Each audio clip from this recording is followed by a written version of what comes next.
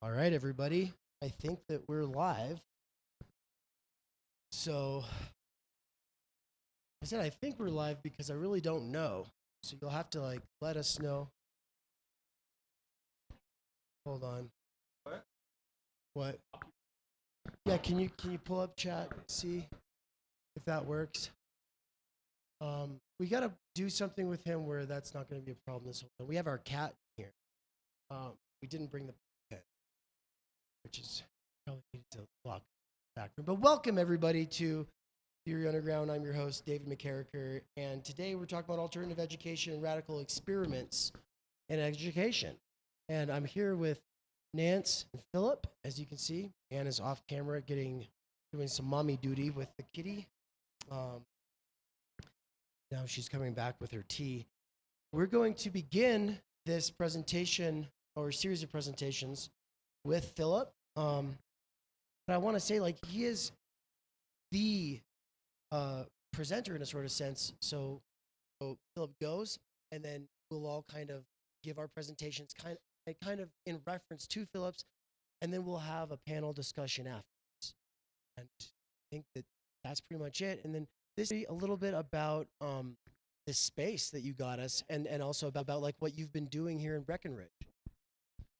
So we're in Breckenridge, Colorado, and we're on the set of a show I'm doing right now called Airness, which is all about the U.S. National Guard.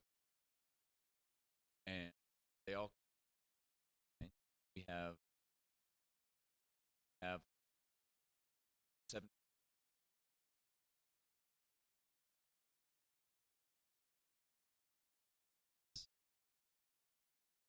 various bands.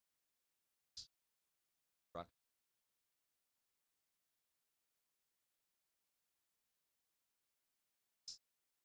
Kind of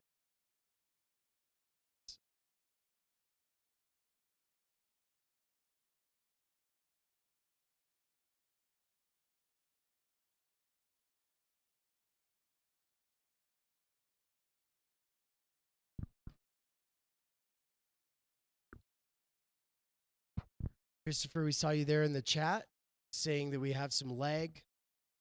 Yeah, we know. We couldn't get real internet for this. And so if you actually hear any of this, then congratulations. Yeah, we have a recorded version of this. So worst case scenario, there will be a better version of it out later. I hope the lag isn't too bad, but anyone who really doesn't like it should just buy us one of those mobile Starlink devices, and then we'll pay the monthly couple $100. But the upfront fee is just way too much. But okay, with all that, you're listening. Advertise. that's right. That's right. Actually, I'll simp for you forever. Just kidding. Okay, Phillip is an actor. He's a thinker. He's into all sorts of really cool stuff. I'm really excited for you all to hear his presentation. That's pretty much what your bio said about you. So that's by way of introduction. That's pretty much what there is. So once you're set up over there, I'll switch camera angles. That's right, everybody. We're messing with different camera angles over here.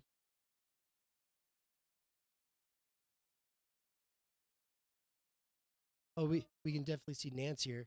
Can we pull that microphone way up closer to way up? Yeah. we up. We running. All right, great.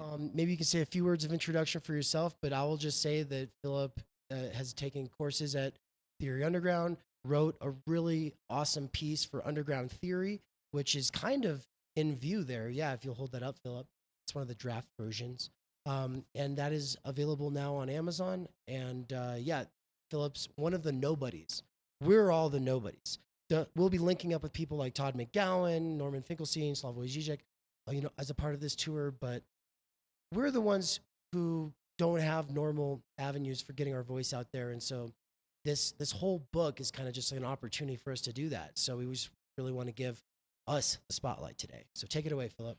Yeah, and my piece is really about being okay with being a nobody. It's called The Soldering of the American Mind. And it's from a course that we did on Carl Jasper's The Idea of the University. So here at Theory Underground, we read primary texts together, discuss them, and write about them in an attempt to better understand the situation we're in, certain gaps and lacks in our education, and how we can transcend those.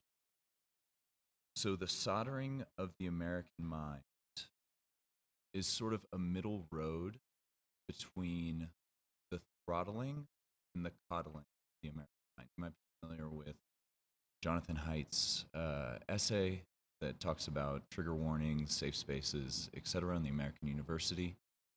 What I'm doing is exploring what could the post-pandemic American University be.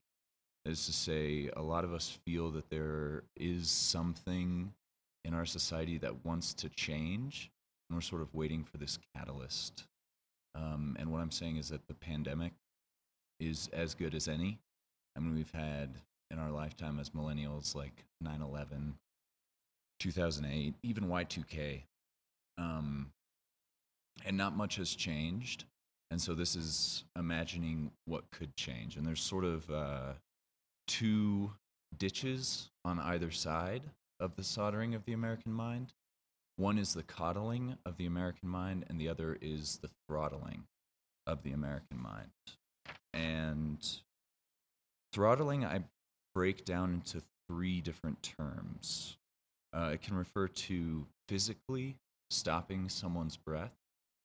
And I think that really came to the forefront of the collective imagination when we were talking about the George Floyd case during the pandemic, and the slogan in that being, "I can't breathe," really being something that a lot of people are feeling. It can also mean restricting or destroying a process, an institution, or a group. The idea being, how can we take something that is an idol, an ideal, and cut it down to size if it's no longer serving us? And in the context of electronic communication systems, throttling refers to the activity or process of limiting the bandwidth available to users.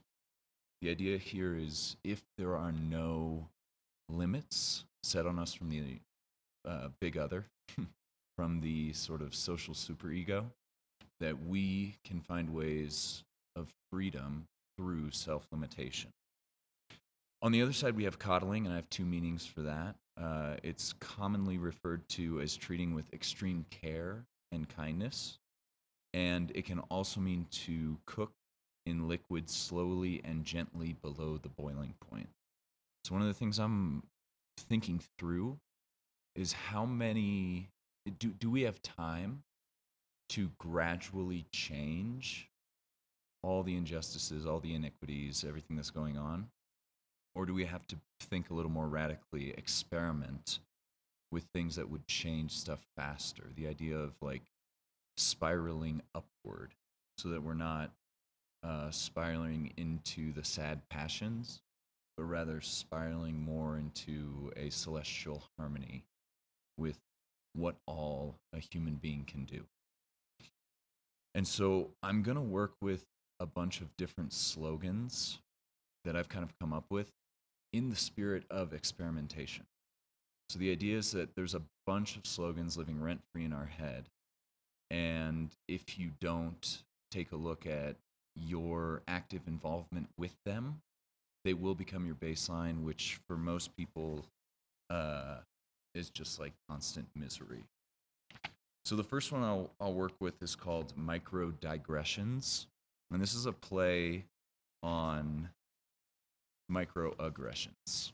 So microaggressions is essentially a subtle form of maintaining oppressive hierarchies. And the microdigression, the idea is, how can you bring your imagination to the fore so that you can create symbolic patterns that can change real ways that humans think, love, and live. I love the idea of Frank Herbert's Dune, of the sandwalk. The sandwalk is an arrhythmic walk which is the only way to avoid sandworms, which are large subterranean worms that watch over anything that disturbs the desert environment of Arrakis. That's the fictional character they're going to mine precious materials. And what a microdigression can give you is a little bit of critical distance to better understand, take responsibility for, and hopefully find some pleasure in the symptoms of your enjoyment, so that you allow people grace and forgiveness while they're exploring their existential state. And you find a way to not hold them to all the pre-established social scripts, but let them kind of think out loud in the presence of others and go on little digressions so that they're able to surprise themselves, and hopefully that spirit will spread. The next idea I have is called becoming inauthenticity.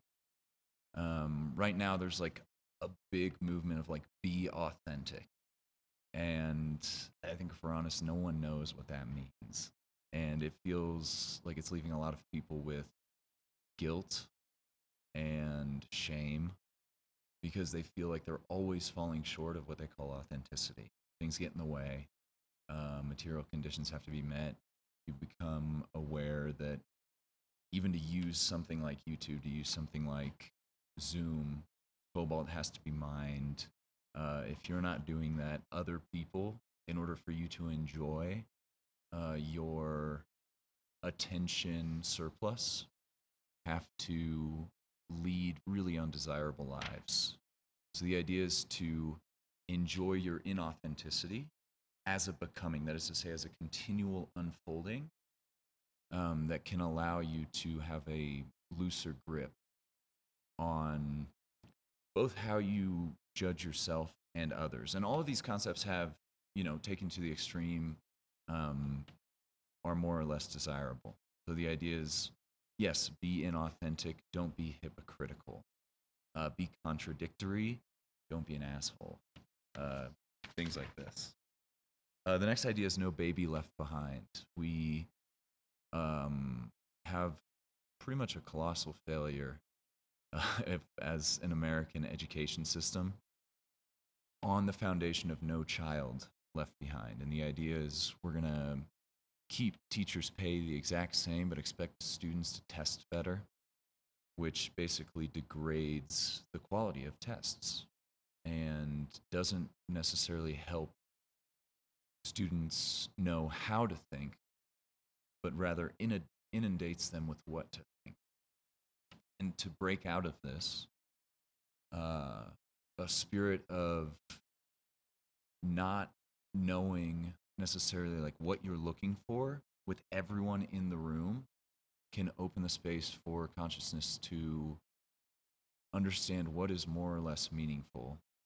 Because it seems to me that now all of our attention is directed toward becoming a competitive job seeker. With no baby left behind, we're admitting that every single person has access and is able to have a beginner's mind. So you can start from this baby place where you get rid of certain assumptions and just get curious and just start asking questions and not being so afraid of failing, because that is what kind of keeps ideology strong and keeps many people just constantly confused. The next one is anything you can do, AI can do better. This idea is switching from a quantity-focused use of attention more towards quality. So, yes, fighting against machines taking over everything in our lives, but also allowing them to take over things that aren't making us human, that are actually taking away what it means to be a human being. When it comes to stuff like ChatGPT, artificial general intelligence, I think we can rethink like, what is a human being's place in the cosmos? And the university, I think, can be a place where students and teachers are no longer used as means to an end, but rather are treated as ends in and of themselves. We can use this profound computing power to free us, to follow curiosity rather than, enslave us to soul-sucking David Graeber bullshit jobs. The next idea is selecting Marlock over Moloch. And Marlock is essentially a archetypal fool figure who plays pranks, and a lot of people hold their ideas so seriously that they can't play with them. And Moloch is from the Ginsberg poem that essentially explains the multipolar trap, the meaning crisis, all these sort of self-terminating ideas we have as a species. And the idea out of that is to be the fool. And I think the university can restore harmony through casting truth as a comedy rather than a tragedy. The idea being that we'll never have like an ultimate truth. There's always going to be some dialectic between humility and truth. But we nevertheless have to move forward with certain immediate truth apparatuses as our baseline assumptions. And we can just continue to kind of take the Beckettian and like fail better. Not only into our minds, but into our hearts as well. The next idea is pandemic privilege. So to say that, certainly dividing ourselves among identity will probably last forever. But knowing that everyone that survived the pandemic has that in common. And we can understand that it sort of is an access to universal non-belonging, because no one really did one thing for the pandemic to happen, and yet we all had to change our lives because of it. So the idea is, to see how to use this word privilege in a way that can encourage a fresh conceptualization of the university. The next one, instead of he said, she said, we'll do a they said, we said, to point out like the oldest way of creating a community is the scapegoat mechanism. And how do we get out of the scapegoat mechanism is, I think, a $1 million question. And most people that are in it can't humanize the other side. And so this is about exposing yourself to what your enemies say and trying to see that no one's smart enough to say anything that's completely true. No one's dumb enough to say anything that's completely false. And so how do you deal in a series of trade-offs within that contradiction? The last idea is, is this the last one? No, I got one more after this. I call it limit/lists. So there's a lot of ideas out there that's like, you can be anything you want. You can do anything you want. You are limitless. That, I think, is leading a lot of people astray. And it's getting people to feel like they're being pulled in infinite directions at all times because they can't choose, how to impose a self-limit and go in a direction with all the energy that they have. What a limitless idea does with the slashes in it is it allows you to go into the deep end of a discipline to strengthen your abilities without constantly facing the abyss.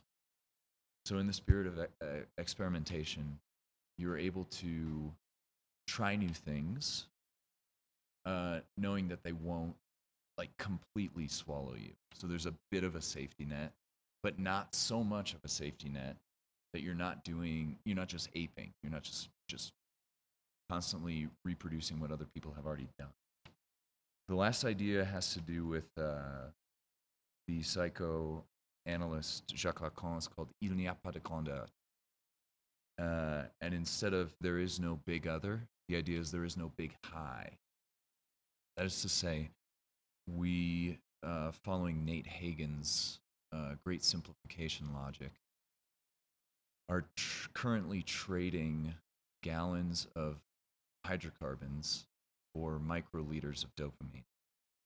Because we think if we get the latest phone, if we find the perfect partner, if we get into the ideal job, we can live the big rest. That is to say, a life without problems. And believing that that's even a possibility, I think, is causing a lot of people a lot more headaches than need be. And so by saying there is no big high, you take in the contradiction of there both being hierarchies in thinking, but within that there is a plurality, that there is no one path, but rather a myriad of different ways to pursue desire.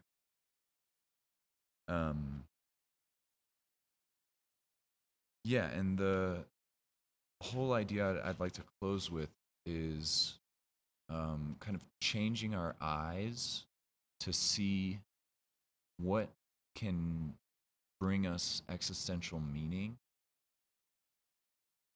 so that not all of our attention is placed on just getting materials, knowing that we're going to be hollowed out by the capitalist machine to live a pretty hollow retirement. So it's about using thinking as a preventative measure to that beached whale when you're 65 and seeing your doctor and staring at screens and seeing if there can be a community of truth seekers that bind through universal non-belonging. That is to say, they know that there is no big one thing that brings them together, except that they can't belong to a group under any one slogan. Yeah. Thank you.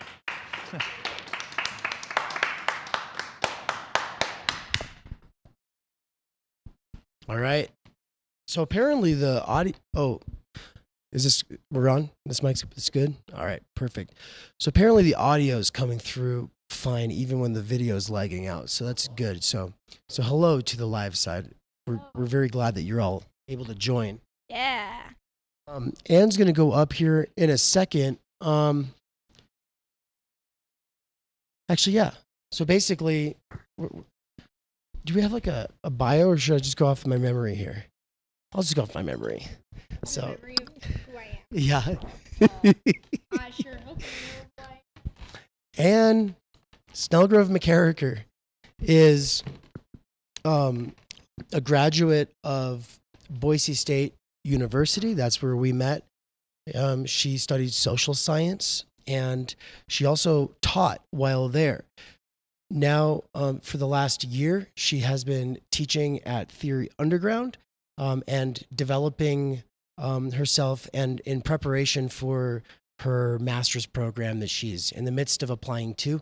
And so if you are interested in the courses that she's taught, then you'll go to theory-underground.com/courses and check out the idea of the university for sure. What was the other one? The critical media theory cohort, which is, we're currently in our third month this Sunday. We're all in it too. All of us are in that CMT cohort, as well as some of the people in the audience, including Christopher. So with all of that said, then I'm going to turn it over here to Anne. Put your hands together to welcome her. She will be talking about theater as radical praxis. Cool. Hello, internet. Hello, 3 people here. Hello, Ryan Gosling, our kitty, who's sleeping out in the audience there. So something that people might not know about me who have been involved in Theory Underground is not only do I obviously care about social science and education and theory and philosophy, but I I'm really into theater. The very first tattoo on my body was these two theater masks, the comedy and drama masks. They're kind of like the representational symbol of theater, representing comedy and tragedy. And I figured that since we are literally inside of a theater today, where we just saw Phillip perform in Aranis last night, which was super duper awesome and a really fun, imaginative, creative, energetic show, I wanted to talk about theater in more of a rigorous way in the Theory Underground space. And so today I want to talk about theater as praxis, or theater as resistance to capitalism. And so one of the problems that we see today that, all four of us here have been thinking about, that we talk about a lot within our critical media theory course. It's present in everything that we do here at Theory Underground, in philosophy and sociology departments all over, is like we are lacking something in our lives, specifically, as Dave would theorize, time energy. Nobody has time energy. Everyone is addicted to their smartphones and technology, especially children, school-age children, 5, 6, 7-year-old children are spending more times with screens and games than they are with their parents or their friends. And so, we just have this like complete almost removal of humanity from our everyday lives.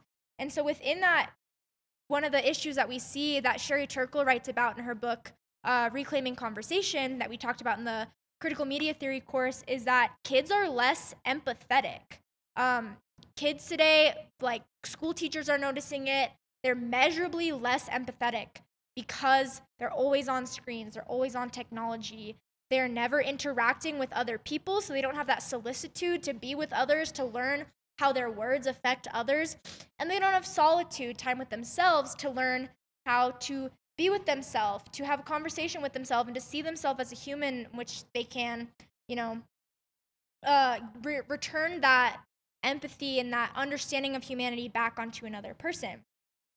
At the same time that we have this kind of phenomenon of like, everyone on their phones, digital media and digital commodities being kind of the hot thing, is I think that arts and humanities are seen as maybe unimportant or impractical, especially in the sphere of higher education.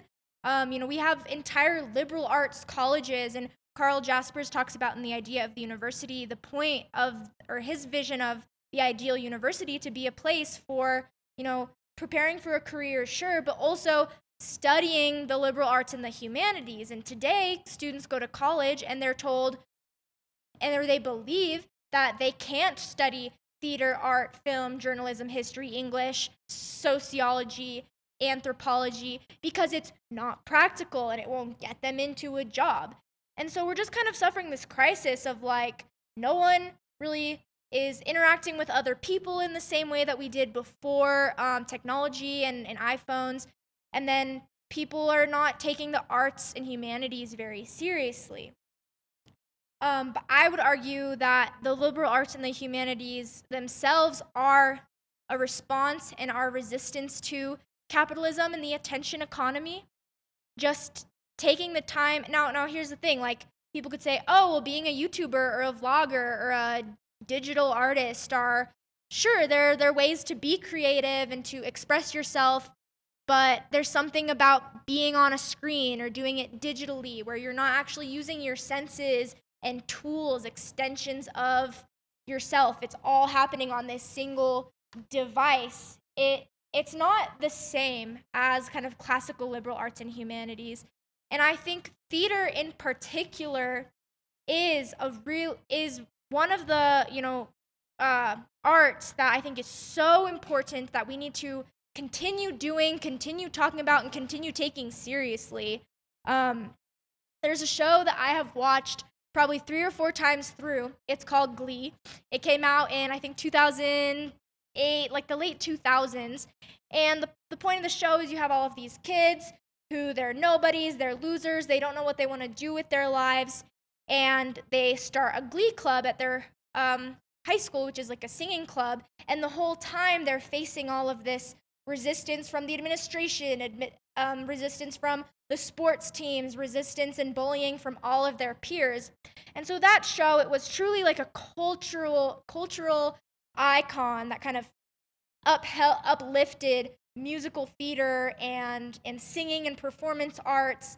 And so on the one hand, that show kind of showed the importance of like theater and the importance of the arts, not only just for our own lives, but also within an academic setting. Students do better when they are able to pursue the arts, whether it's digital art, visual art, music, theater, singing, whatever it is. My one critique of Glee is that it then romanticizes the being a performer so much that every single student in the Glee Club, they either had to become a Broadway star or a world famous dancer, or there was no point. It was useless. Like it was this perfectionist standpoint that the only reason you would ever do the arts is to do it professionally, not because it inherently adds meaning to your life and gives you a way to express yourself or connect with other people.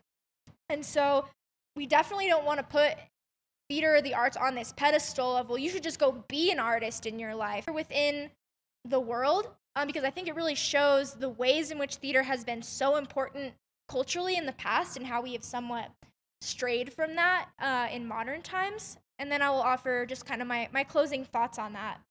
And so most of the information that I have here, I have some background knowledge, but I've pulled from Encyclopedia Britannica and then the Wikipedia page on history of theater. And so the word theater comes from the Greek word theatron, which means a place of seeing. So it's very much connected to that sense of visual. You're here, you're watching, you're seeing. And about the origins of the actual theater space, this is from Wikipedia. It says, the civilizations of the Mediterranean basin in general, the Far East, Northern Europe, and the Western Hemisphere before the voyages of Christopher Columbus in the second half of the 15th century have all left evidence of constructions whose association with religious ritual activity relates them to the theater. Studies in anthropology suggest that their forerunners were the campfire circles around which members of a primitive community would gather to participate in tribal rites. Karnak in ancient Egypt, Persepolis in Persia, and Knossos in Crete all offer examples of architectural structures purposely ceremonial in design, of a size and configuration suitable for large audiences. They were used as places of assembly at which a priestly caste would attempt to communicate with supernatural forces. And so we see, like way, way long ago, actual history and evidence of buildings that were constructed for some sort of theater or some sort of performance or some sort of ritual. But I mean, there have been traditions of theater all over the world since classical Athens in the 5th century BC.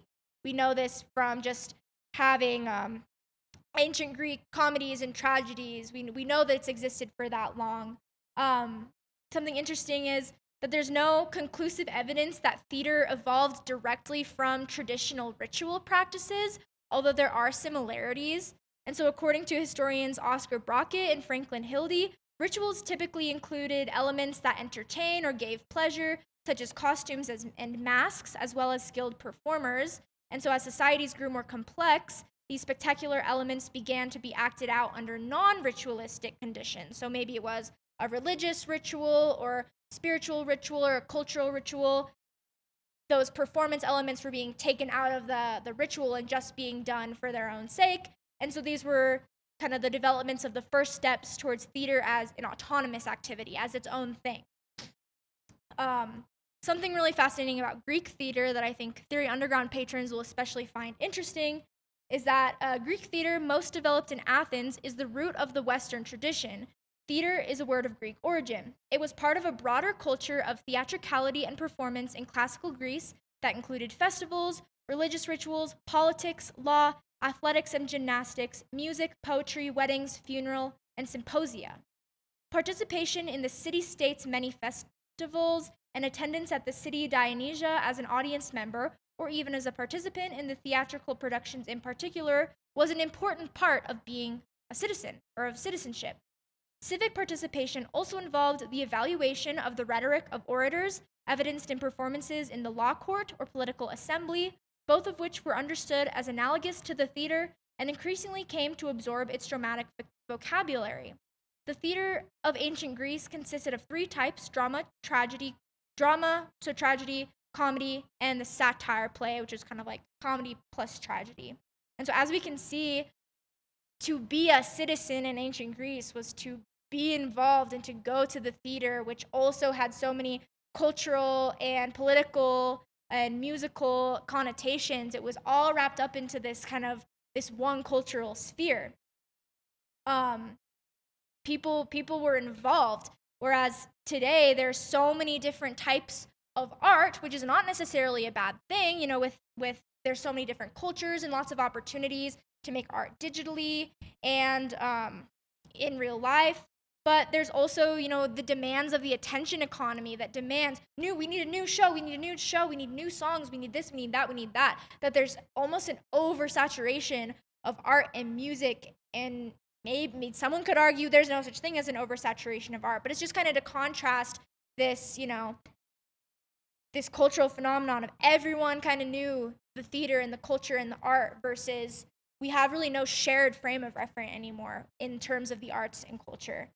And then on the other hand, people don't necessarily have that shared reference, especially when it comes to live arts and performance arts, is because it is a privilege to be able to participate in theater, to perform. It is a privilege to be able to even go see a show. If you are going to act in a community show, it takes time, it takes energy, and it even takes your own money to pay for costumes, to pay for childcare, to feed yourself and be staying up until 10 p.m. sometimes doing tech rehearsals. And then even just to go to a community show, it can often cost sometimes $25, $30. And if you want to go see something on Broadway, the show that everyone's talking about, whether it's Hamilton or Rent or Cats or whatever, shows can cost, $50 to over $500. And so the theater is definitely not an accessible space right now, but I'll talk about that a little bit more later. And so we see theater, in ancient Greece, we see it in ancient Rome, medieval theater. And then one type of kind of theatrical practice that I find really interesting is a form called commedia dell'arte, and it is an Italian theater. It was an early form of professional theater originating from Italian theater that was popular throughout Europe between the 16th and 18th centuries.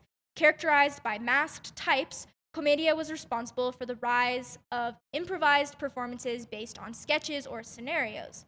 The characters of the commedia usually represented fixed social types and stock characters, such as foolish old men, devious servants, or military officers full of false bravado. The characters are exaggerated real characters, such as a know-it-all doctor called Il Dottore, a greedy old man called Pantalone, or a perfect relationship like the Innamorati. Commedia was often performed outside on platforms or in popular areas such as a piazza, the town square. And the form of theater originated in Italy, but it traveled all throughout Europe, sometimes to as far away as Moscow. Moscow's in Idaho. Moscow is in Russia. I get those two confused.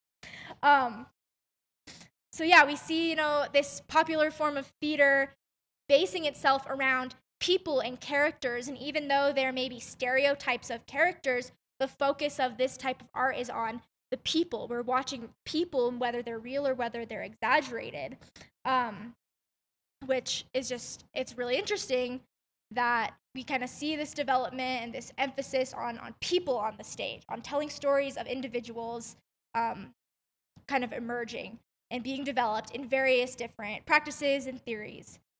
So obviously we have the, development of English Elizabethan theater during the Renaissance, Shakespeare, and whether you like Shakespeare or not, I know some people can find it pretentious and inaccessible. Shakespeare's plays explore timeless themes with highly relatable characters that even modern audiences can relate to, that to this day, like high school students are being told to read Shakespeare. And again, I'll talk about kind of the importance of that later. So we see theater continuing to develop, and in the 20th century, we see the emergence of various aesthetic movements. So I'll kind of highlight some of those right now. Naturalism, attempts to create an illusion of reality on stage. We see realism, Dadaism, which is developed in reaction to World War I. The Dada movement consisted of artists who rejected the logic, reason, and aestheticism of modern capitalist society, instead expressing nonsense, irrationality, and anti-bourgeois protest in their works. We see the development of expressionism. The most defining characteristic of expressionism in the theatrical context were the emphasis on uncovering intense emotions and the failure of societal systems that have been overlooked. Commonly, expressionist theater critiqued the government, big business, the military, family structures, and sexism. There's surrealism, so it was kind of unnerving with illogical scenes. One type of expressionist theater that I've always found really interesting that I researched during high school is called theater of cruelty. It's a theory developed by a French theoretician, Antonin Artaud, which called for the communion between actor and audience in a magic exorcism. Gestures, sounds, and unusual scenery and lighting combine to form a language superior to words that can be used to subvert thought and logic and to shock the spectator into seeing the baseness of his world. And so I want to quote Artaud from one of his books, Theater of Cruelty. The theater of cruelty has been created in order to restore to the theater a passionate and convolutive conception of life. And it is in this sense of violent rigor and extreme condensation of scenic elements that the cruelty on which it is based must be understood. This cruelty, which will be bloody when necessary but not systematically so, can thus be identified with a kind of severe moral purity which is not afraid to pay life the price it must be paid. And so we're starting to see at this point really radical theater that is not realistic, that is scary, that is creepy, that is weird, that is unnerving. We see, the development of theater of the absurd, which stems from existential philosophy. So plays within this group are absurd in that they focus not on logical acts, realistic occurrences, or traditional character development, but they instead focus on human beings trapped in an incomprehensible world, subject to any occurrence, no matter how illogical. We see postmodern theater, which is a recent phenomenon in world theater, coming as it does out of the postmodern philosophy that originated in Europe in the middle of the 20th century. Postmodern theater emerged as a reaction against modernist theater. Most postmodern productions are centered on highlighting the fallibility of definite truth, instead encouraging the audience to reach their own individual understanding. Essentially, thus, postmodern theater raises questions rather than attempting to supply answers. And the last kind of aesthetic movement that is interesting is agitprop theater. So it's highly, highly politicized theater. One theoretician of this agitprop theater is Bertolt Brecht. He was a Marxist, and so he had a strong Marxist influence into his theater theory. Bertolt Brecht developed the combined theory and practice of his epic theater by synthesizing and extending the experiments of Erwin Piscator and Meyerhold to explore the theater as a forum for political ideas and the creation of a critical aesthetics of dialectic materialism. Epic theater proposed that a play should not cause the spectator to identify emotionally with the characters or action before him or her, but should instead provoke rational self-reflection and a critical view of the action on the stage. Brecht thought that the experience of a climactic catharsis or emotion left an audience complacent. Instead, he wanted his audiences to adopt critical perspective in order to recognize social injustice and exploitation, and to be moved to go forth from the theater and effect change in the world outside. For this purpose, Brecht employed the use of techniques that remind the spectator that the play is a representation of reality and not reality itself. By highlighting the constructed nature of the theatrical event, Brecht hoped to communicate that the audience's reality was equally constructed and, as such, was changeable. And so I highlight these aesthetic movements to show kind of the radical potential that theater has always had and the radical ways that theater has been used in the past. And so, of course, we see the development of those aesthetic movements. We see the rise and the popularity of musical theater, as well as various theater practices and traditions all over the world, such as Sanskrit theater in India and Kabuki theater in Japan. And so yeah, I wanted to kind of give us this information about theater in the past so we can compare it to theater in the modern day. Anyone who knows me knows that I've got a fucking soapbox to stand on about the current Broadway machine that is pumping out movie musical after movie musical after movie musical. It has become corporatized, sanitized, uniform in ideology. The songs sound the same. There's nothing unique. There's nothing original. Why take a movie that is popularly beloved by all with famous characters and famous actors and then like redo it and sanitize it on the stage and scrub it of its meaning and scrub it of its theme and say, look, you all loved Mean Girls the movie. Here's Mean Girls the musical, and the music kind of sucks ass. Anyways, ask me about that later. But I talk about this to just show that mainstream theater, particularly on Broadway in the United States and then on the West End in Europe, when we're talking about Western theater in particular and theater culture, theater scenes, it's corporatized, it's sanitized, it's not meaningful to me. Now someone can fight me. Someone can say, no, there is still meaning, and there is still meaning to go and see a play and watch people on a stage performing and being vulnerable. But even radical musicals or shows with revolutionary themes or anti-capitalist themes, anti-corporate themes, such as Rent, Newsies, Wicked, Urinetown, or Hadestown, at this point they're either owned by Disney, Disney's doing some fancy reboot to make a lot of money, or some fancy film version, or a ticket to see the show costs, hundreds of dollars, so only upper class, upwardly mobile people can actually see the show with these revolutionary or anti-capitalist themes. There's, on these Broadway stages and these Broadway shows, to me, there's a lack of creativity.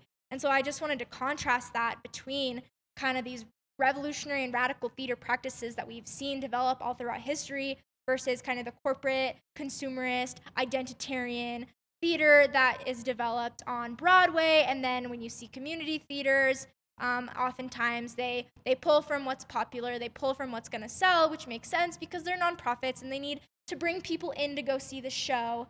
They're not going to probably do some weird, gibberish, experimental play for a normal suburban audience. It just doesn't make sense. But the reason I wanted to do this talk in the first place is because I want to argue and I want to advocate for theater and experimental theater and radical theater in this age of capitalism and in this age of the attention economy trying to take our humanity and our connections with other people away from us. Today, there are theater companies all over the world that do continue these various practices and theories that put on really fun and really creative shows, just like the show that we saw last night here in Breckenridge, Airness. It was silly, it was goofy, it was weird, and I loved it. Theater is not dead, but a lot of people write it off. They go, oh, musicals are stupid. They don't even give it a chance. They go, oh, studying theater and performance in college is a waste of time and a waste of your money, and you should just study business and maybe take a theater class on the side. But in an age of faltering relationships and connections, theater is arguably the one art form that needs relationships and connections at its core. Now, visual arts, music, photography, they all rely on these things, obviously, and they keep these connections and these relationships alive as well, but theater is the one that is meant to be done live, in dialogue with an audience, in dialogue with your fellow performers. Their phones are supposed to be put away. Like, at this point, you can get away with, you can get away with having your cell phone out in a movie theater. Like no one's gonna stop you, but it's super rude and super disrespectful to do it when real people are performing on a stage. In the show we saw last night, Airness, in their air guitar performances, they emphasize the importance of the connection with the audience. You're not just doing it to show that you can play the guitar or that play the air guitar. You're doing it for the audience and to establish that back and forth with the audience. And that is something that is unique to theater, that allows us to build empathy, that allows us to build connection. It tells stories about real people. To be an actor is to be empathetic towards someone else and to tell their story and represent them truly and fairly, even if they're the villain. I mean, Philip's character in the show is kind of an asshole. By the end of the show, you're kind of rooting for his downfall in a sense, but we haven't talked about it, but I know that being an actor and going into a role like that, you still need to understand the person that you're playing and approach it with empathy and try to just see who they are and see who they're coming from. And so even though he was, you know, the asshole, you could still tell that like the performer on stage who was playing him had empathy for this person he was portraying, and then we as the audience could see that coming through. To watch a show is to give yourself away for 1 to 3 hours to a story that is not about you or your life or your cultural understanding or your background, but is to feel empathy for someone else, to connect with real people on a stage and connect with the energy of the audience and the performers. I mean, there's something so special, like when you're a performer, you can feel when the energy of an audience is good and when it's bad. And there's something really special when the energy of the audience is there. They don't even have to be reacting or be loud, but there's something about being in this space with people and telling stories that is radical in this age where we leave the theater and we go on our phones and we sit alone in our rooms and jack off and eat ice cream. If you're a guy, I guess. I don't know. If you're a girl, you also jack off and eat ice cream. Like, so capital and the attention economy want us to be individual consumers who engage more with the algorithm than with other people. But the process of performing in a show or working on the crew in a show or just going to see a show for a few hours necessarily requires us to put our phones away, to be present with others, and to practice empathy. And so I really hope in the future to explore some actual theater theories, such as theater of cruelty or Brecht's epic theater, in relation to theory and this critical media theory. But thank you all for letting me stand on my little soapbox. I really love theater. I always have. I always will. It's super fun. I wish more people were able to go see shows. I obviously wish that it was more accessible financially. You know, we were talking about that last night when theaters do pay what you can nights, or there's always volunteering opportunities. And we can obviously talk about the time energy limits that are placed on people who have to work 40 plus hours a week and who don't have the time energy to even go and do a rehearsal or go see a show on the weekend. There's obviously structural and cultural problems within that, but I would advocate just for the arts in general as resistance.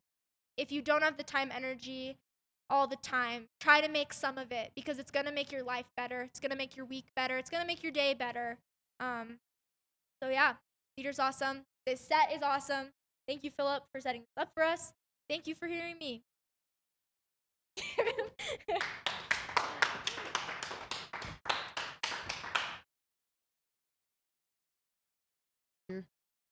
Yeah, you can hear me all right? All right, so now we're going to be doing something a little different. Nancerino here was going to give a presentation, but then opted for a dialogue.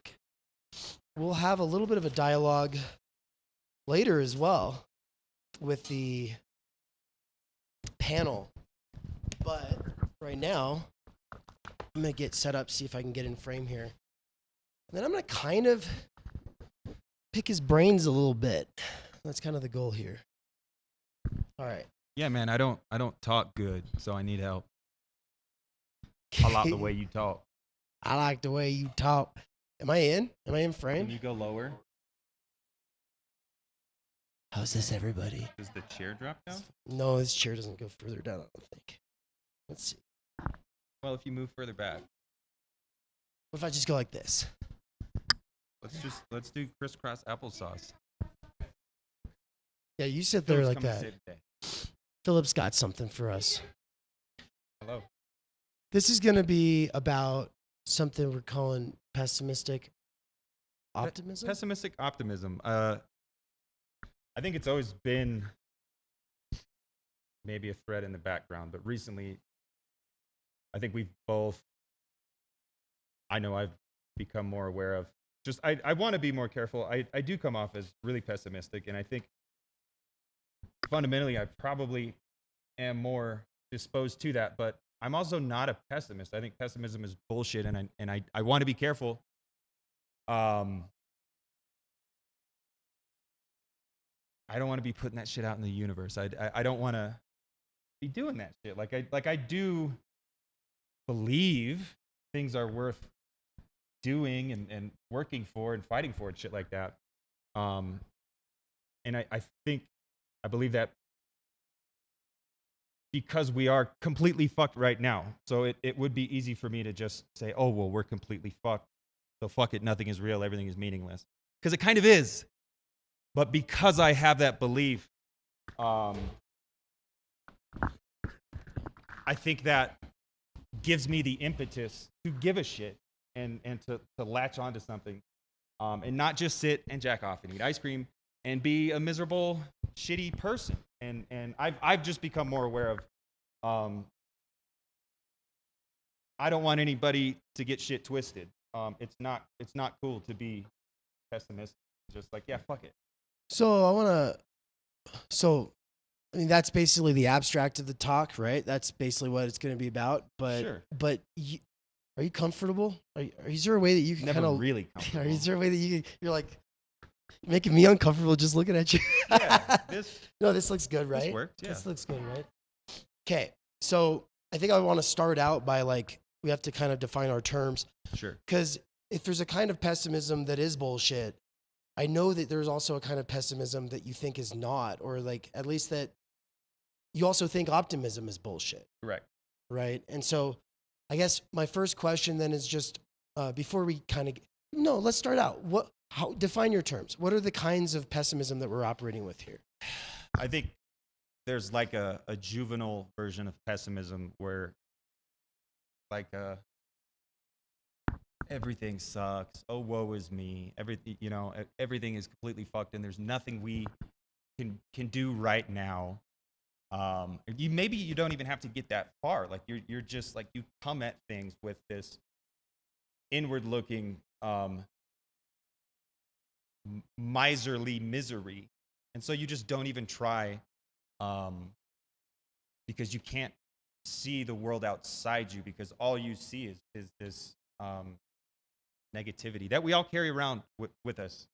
But you fixate on it and it becomes a precious object, and you're just like Schopenhauer, yeah, dude, fuck it, everything sucks, so fuck it. And I think optimism operates the same way. People are like, everything is awesome, so we don't need to try to change anything, like Steven Pinker. And yeah, it's all really juvenile, and I don't think it's real, and I don't even necessarily think it's something that must be grappled with. I think it's something I have to grapple with. Right. Really quick here, aside. Philip, is the chat okay? Is everyone, they can hear us okay? There's no we're not doubling up audio because we have the two mics up here, right?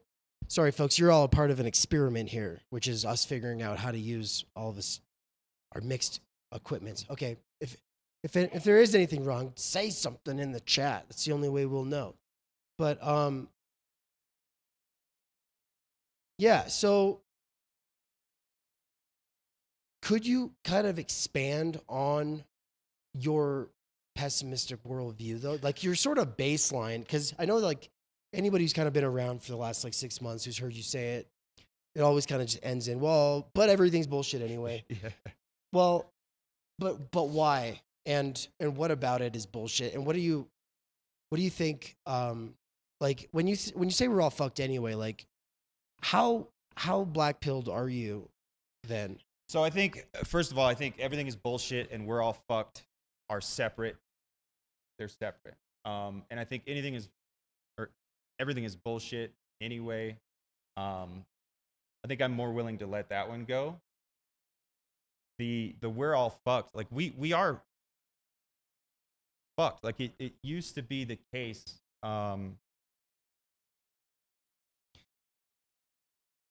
That there were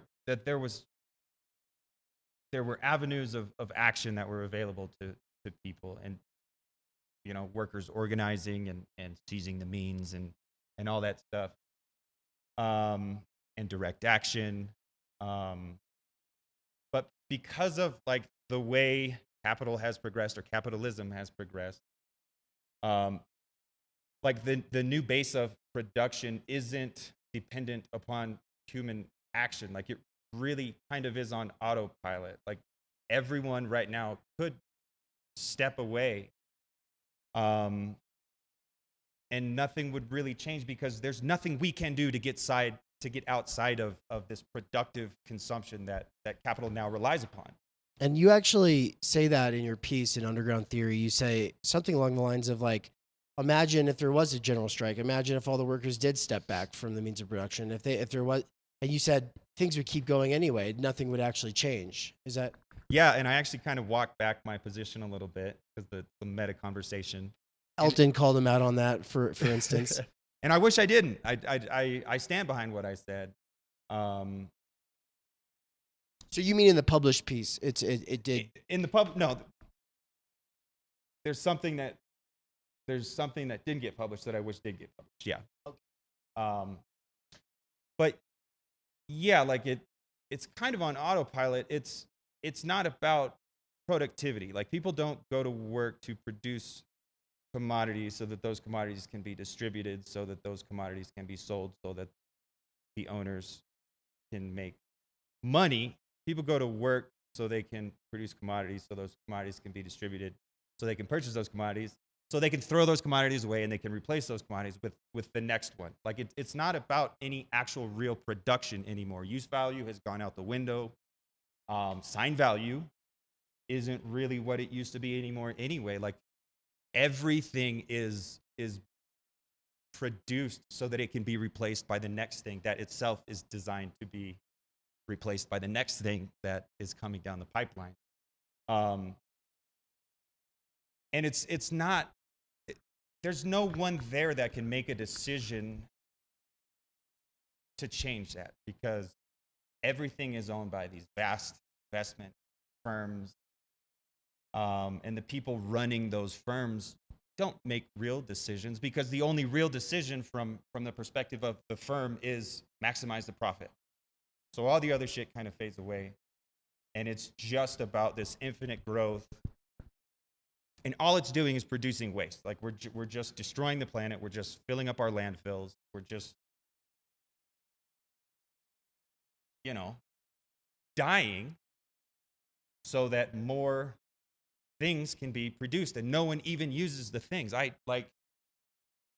That's why we're fucked, because we can't magically flip a light switch and automatically have universal solidarity. And and people would say, like, I don't even know what people would say in that case. But it's a runaway freight train. We are not in control. The managers are not in control. The owners aren't in control. The algorithm is making the decisions, and the only thing the algorithm cares about is producing things. And it doesn't care what they are. Waste. Ultimately waste. It's the solar anus. It's like... You have to explain the solar anus.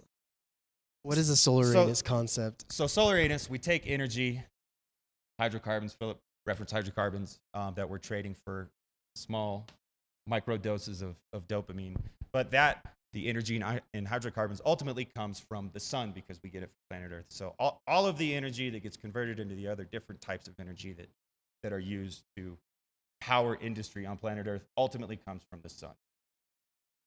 And at the end result of this long chain of industrialization and instrumentalization, the end result is waste. So the solar anus is just that. It's a mechanism that takes resources and turns them into waste. And it doesn't matter. It's completely flattened. There's no use value. It's just waste. It's the paperclip maximizer. Someone turned the light switch on and left the room. And that light's just burning. And unless something radical happens, it's just going to burn out. And so that's... So you know how most people have like a live, laugh, love kind of white on, with like black lettering, white background, black lettering, live, laugh, love, like in their house or whatever. In Nance's house, there's like, it's the opposite. It's a black background with white lettering, and it says things like paperclip maximizer and solar anus and shit like that. Yeah. But you're just, I mean, that's your baseline sort of mood disposition, is to Mhm. kind of assume the worst and to kind of see things that way. Yeah, And you're saying at the beginning of this that that's also kind of bullshit. sure. And so what then? So we've officially set up the pessimistic worldview. That's your position. That's kind of how you see things. So then what puts the optimism on this form of pessimism? Where do you see some kind of hope? Yeah. I've always thought that the position of emancipatory politics, the position of the leftists, the communists, the socialists, whatever the fuck your preferred signifier is, I've always thought like belief in a human future is as really just like radical hope and resolve in the face of this seemingly insurmountable, seemingly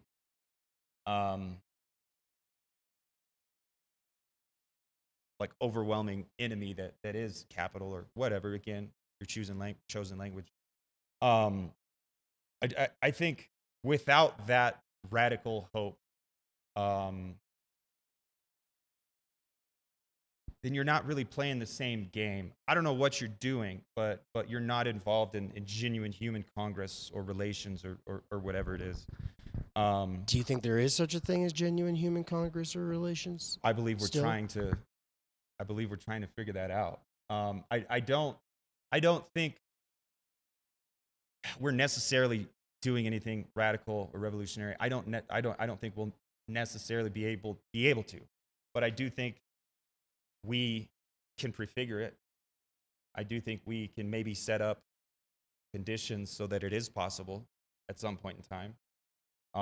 And so that's my version of optimism. It's like, yeah, I think we're fucked, but also, I have, fucking flirted with suicide before, and I obviously didn't do it.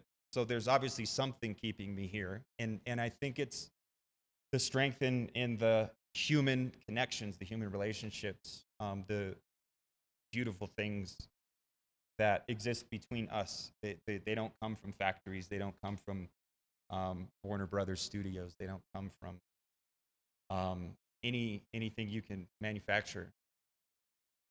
They emerge from the spaces between us. So These are not identities that we had prefigured for us by anything.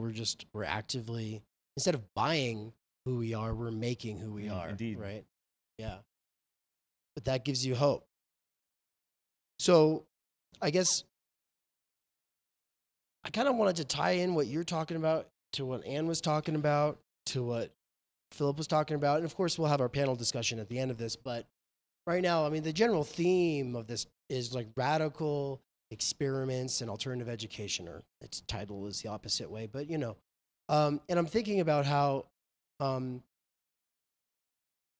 Anne's saying like theater is like so overproduced and kind of predictable and corporate. And of course, our educations are with a very specific end in mind that directly undermines the achievement or the attainment or approximation of the idea of the university, that being a community of truth seekers. Like, that's off the table with the way that it's been set up, which I'll get into when I talk, or when I do I'll be doing a little reading next from my book.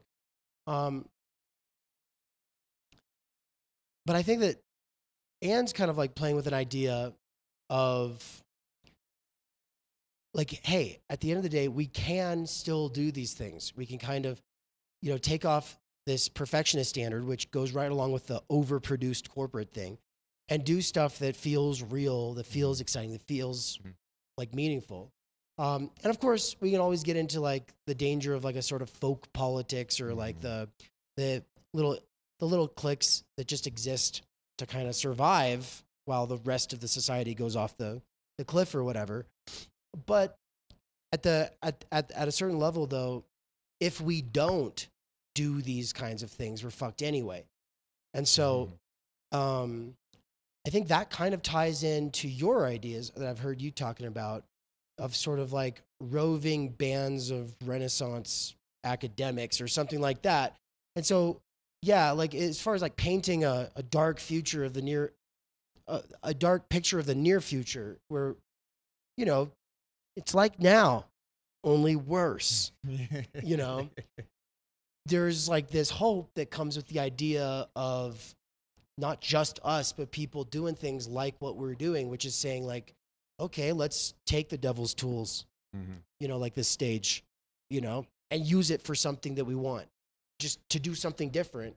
Does that do something for you? Yeah. Could you talk about that? Yeah. So first of all, yeah, the idea of using devil's tools or the master's tools. I think we have no choice but to use the master's tools to tear down the master's house. I say devil's You tools. said devil's tools, but I like it. It's a nice slip. like it. I meant master's tools, Yeah. but I slipped. Yeah. But no, like, yeah, we're not gonna magically pray real hard and the ghost of Karl Marx past is gonna come down and give us a magical tool to solve our problem.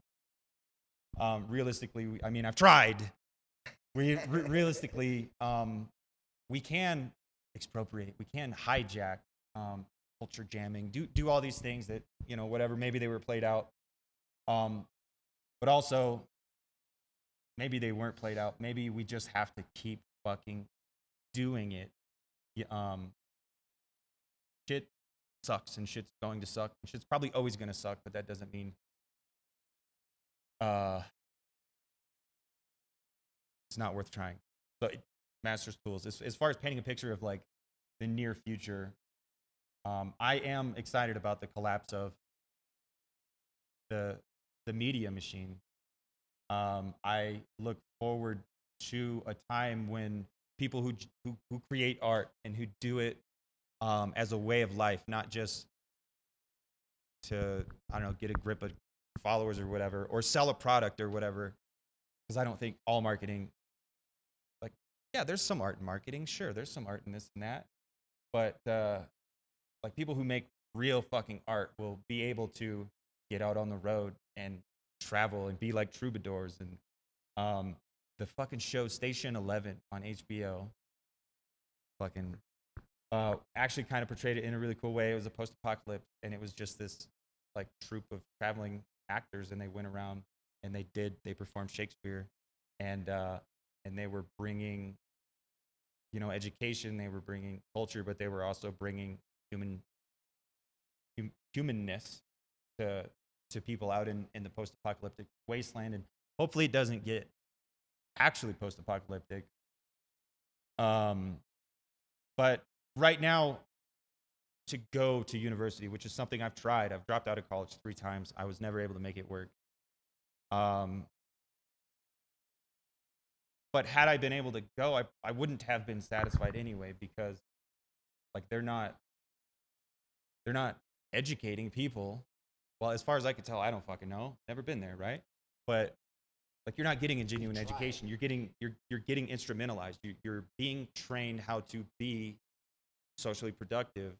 And that's all you're gonna get for the most part. I'm sure there's great things that do exist out there, but you're not actually gonna get that at university. And or at least not like state university, right? And that's the Sure. whole thing, is like we're all kind of used to, I mean, our experiences aren't exactly Harvard and right. Princeton and Yale. Of course, I've seen some shit that it's not doing too great there either. I mean, Right. but I'm sure you can find a lot ratio of excellent professors to shit ones. Sure. There's probably a lot better there, I'm guessing. But, and you know, if your parents are paying your whole way, then you might even have some relative time energy to be able to put towards your studies.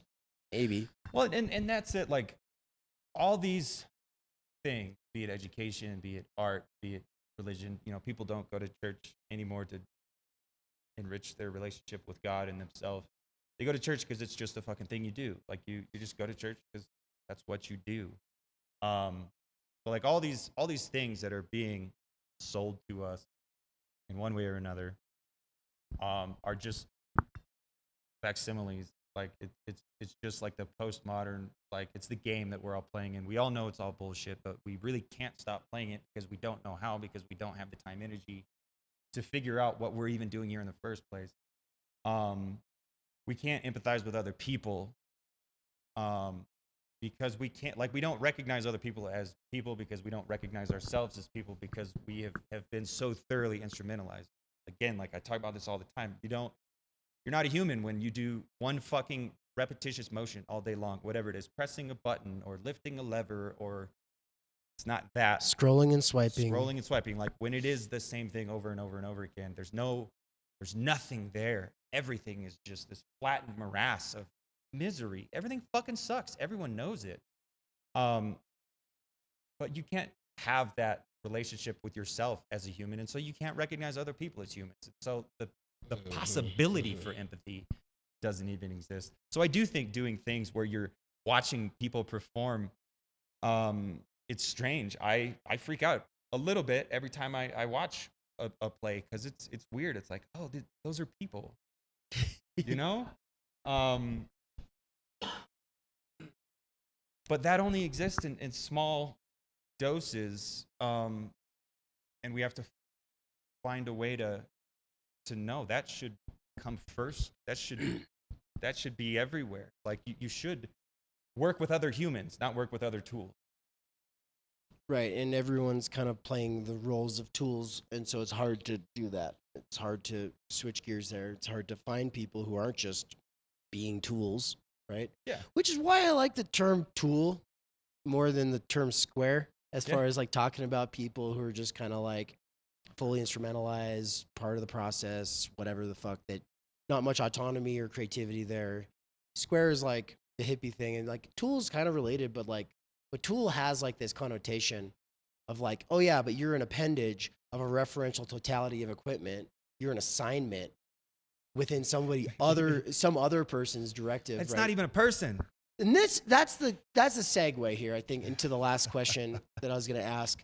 Because like the kind of quilting point for this whole thing is, I think you have like this sort of fundamental baseline pessimism, but then also you're always freaked out by the stuff that we do with Theory Underground, because it makes you feel like some kind of hope or whatever.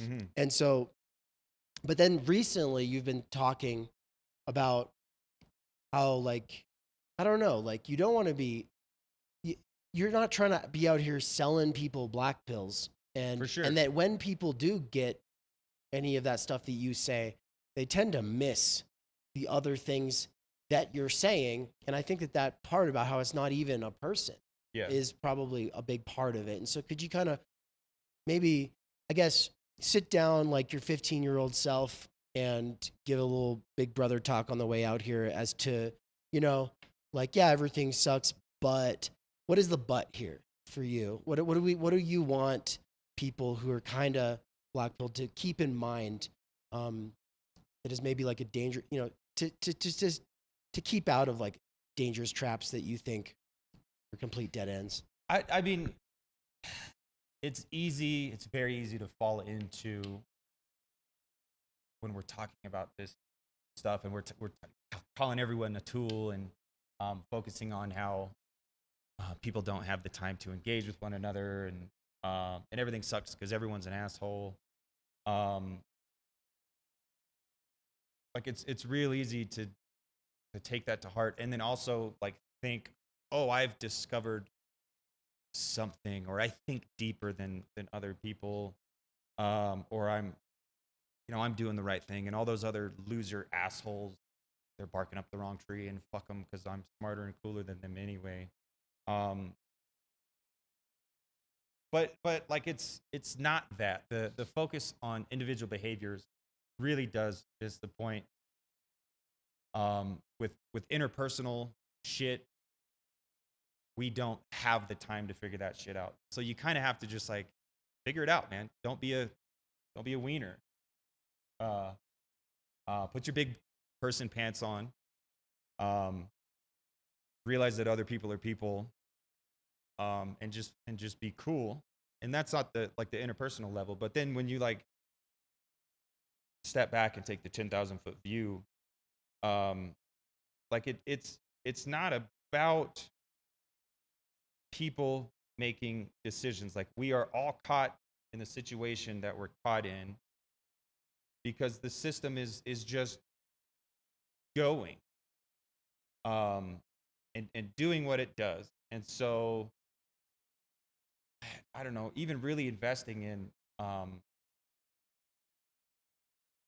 identities that people believe can be radical and revolutionary. Like, I think that kind of misses the point too. Like, we need like a universal recognition and a universal solidarity. And like the thing that we need to bond us all together is the fact that we're all human. And yeah, we suck a lot of the time, and we're also awesome a lot of the time. And we miss the mark, and communication is always imperfect and always incomplete. And that's what makes it possible in the first place, because if it were perfect, like, there would be no need to try to get outside myself. Like, that's what communication is. Communication, at the very root of it, is me wanting to be able to communicate with you, share what's inside, get what's inside here, inside there, and vice versa.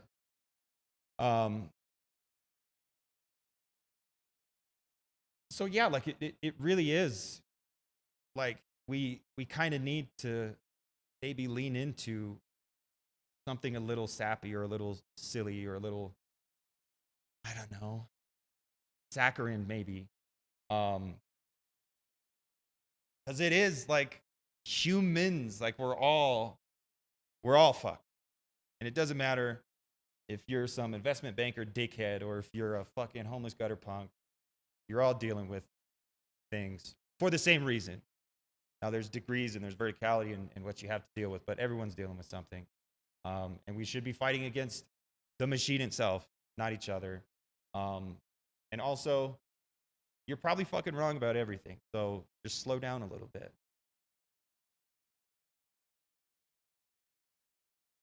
That's the first time that Nance has ever finished what he's saying, where he actually goes at length without ending it in, I don't know, man, I don't fucking know anything. It's all fucking bullshit anyway. So good job, Nance. Everyone put your hands together. Thank you. Yeah, great job, man. We're going to switch gears here. I've got to swap batteries out on one of these cameras. But while I do that, well, actually, I can't introduce myself. Go up there and introduce me, Nance. Or Anne's going to introduce me.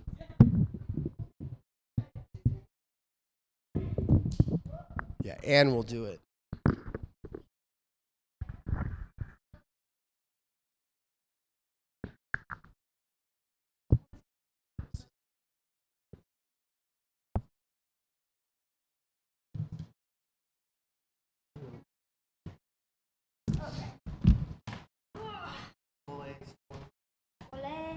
Schooling. I'm back.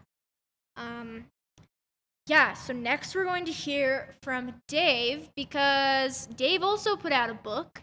You know, we've all been referencing underground theory, but like Dave wrote a whole book by himself with no other contributors and no other editors except for a couple people who kind of looked over some stuff, but he did it all by himself, and that's fucking badass. And so, Dave is obviously the organizer, founder, mastermind behind Theory Underground, put together this anthology, wrote this book, but what you all should know about Dave, as an introduction to him, reading from Time Energy and talking about school versus scole, or schooling versus scole, that Dave has been thinking about education and schooling in Time Energy for a long time. He got kind of a later start in life going to school than is traditional.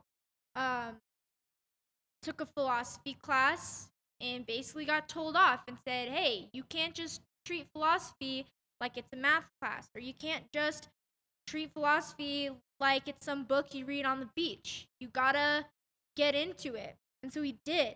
He's been into it ever since. And during his time getting a master's degree at Boise State University is really when the theory of time energy emerged, using and synthesizing Marx, Heidegger, and Levinas into this idea that I think a lot of Marxists and a lot of leftists forget about. They go, oh yeah, workers need to seize the means of production. But then what? To keep working 40 plus hours a week to sustain our lives? And so Dave's going to, talk about time energy a little bit, and particularly the difference between school versus scole. I won't get into that too much. I will let him go for it, but I think this is a really important contribution to everything, and Dave's gonna give it to us for a bit. So welcome, Mr. David McKerracher of Theory Underground, author of Time, Energy, and Waypoint, and my husband.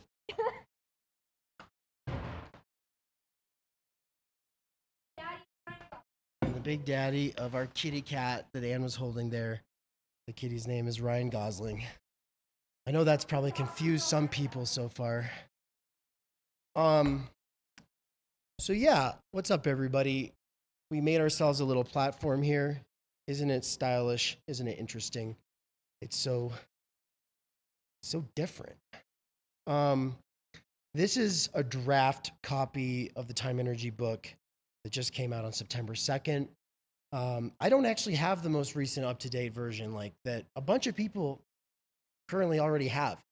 This book has been doing really good in the subcategories on Amazon. It's been #1 in existentialism and structuralism, as well as it ranked pretty high in social philosophy as well, which is basically public philosophy, like 12 rules for life kind of shit. And of course, I did add that category on purpose because the concept of time energy is, in a sense, the big critique or challenge to the self-help industry, the hustle and grind set industry.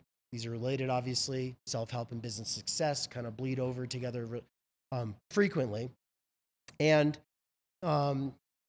there's a couple different versions of it. I mean, there's obviously a lot of versions of it, but the pull yourself up by your bootstraps, use better time management, develop better habits approach is kind of the petty bourgeois rhetoric approach. And the kind of extreme opposite of that is more it still has that element of effort expended, but it's also like telling your story because you as a person, you've been through so much, and probably because your identity is such that you had it harder all along. And so this is kind of like an Obama memoir kind of approach, as opposed to I worked my butt off.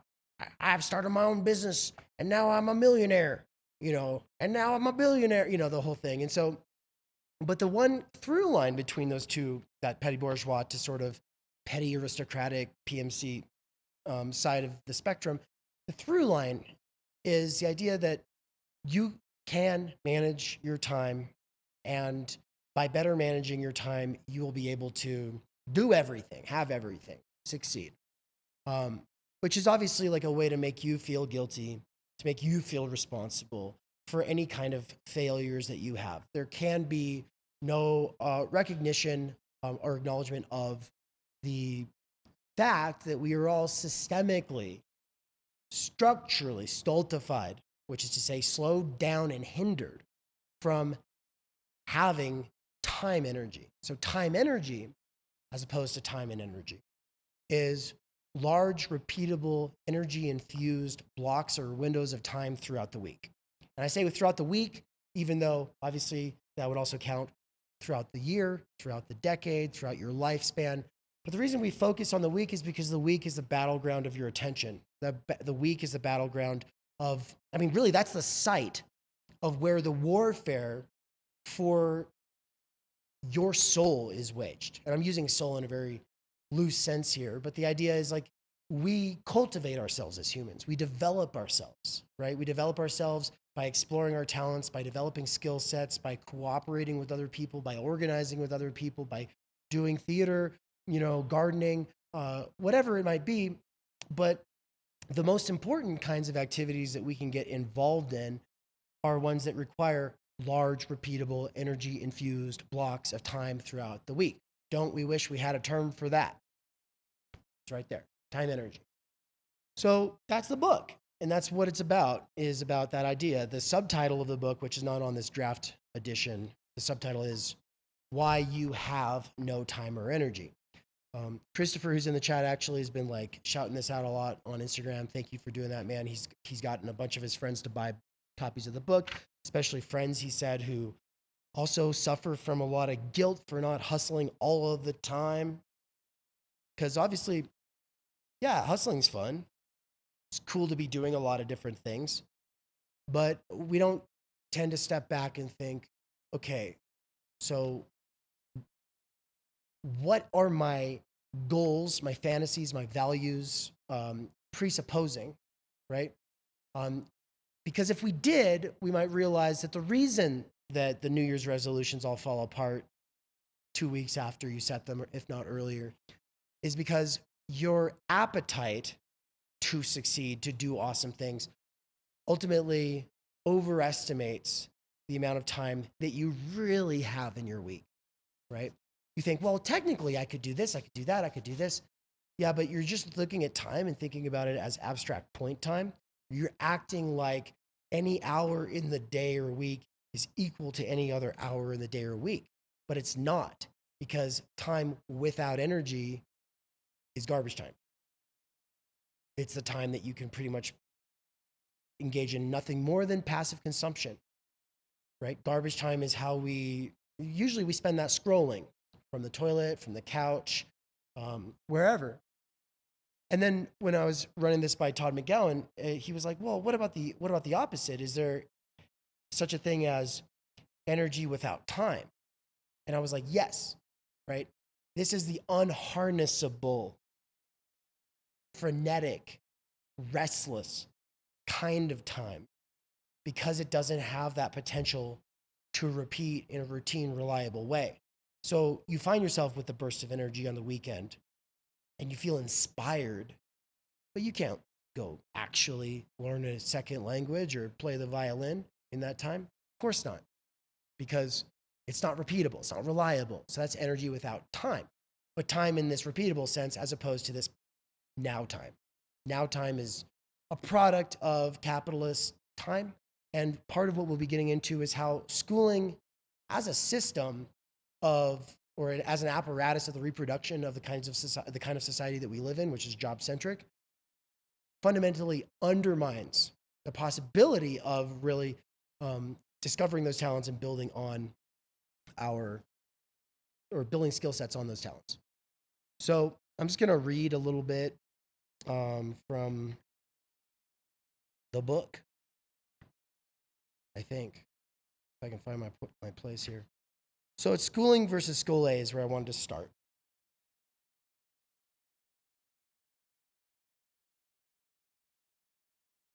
The word school traces back to ancient Greece, with additional influence in the ways Romans appropriated the Greek term schole.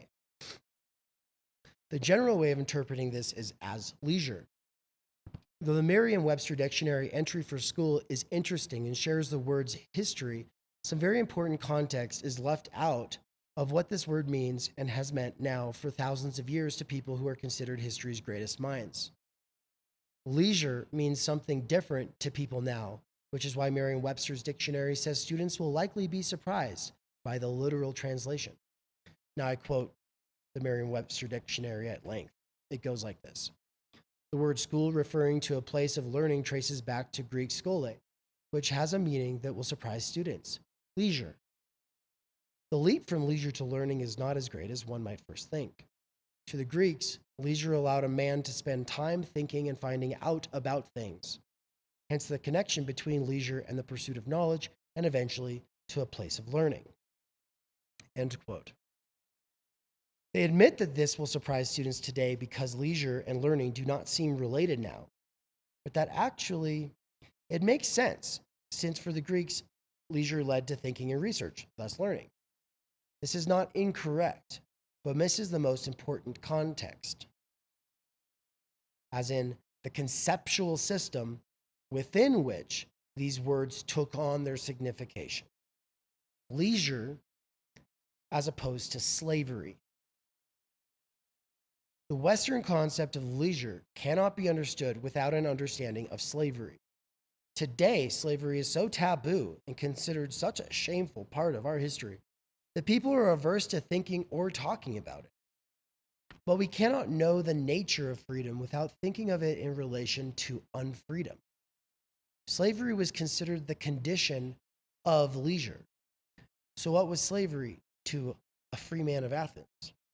Fussing about economic necessity and not having final say in one's own desire or involvement with others was considered slavery. Likewise, losing control over one's instinctive appetites, be they sexual or food or whatever, or constantly caring about the opinions of everyone else. These were all signs of a slavish character because self-control was absent. Self-control, therefore, meant freedom.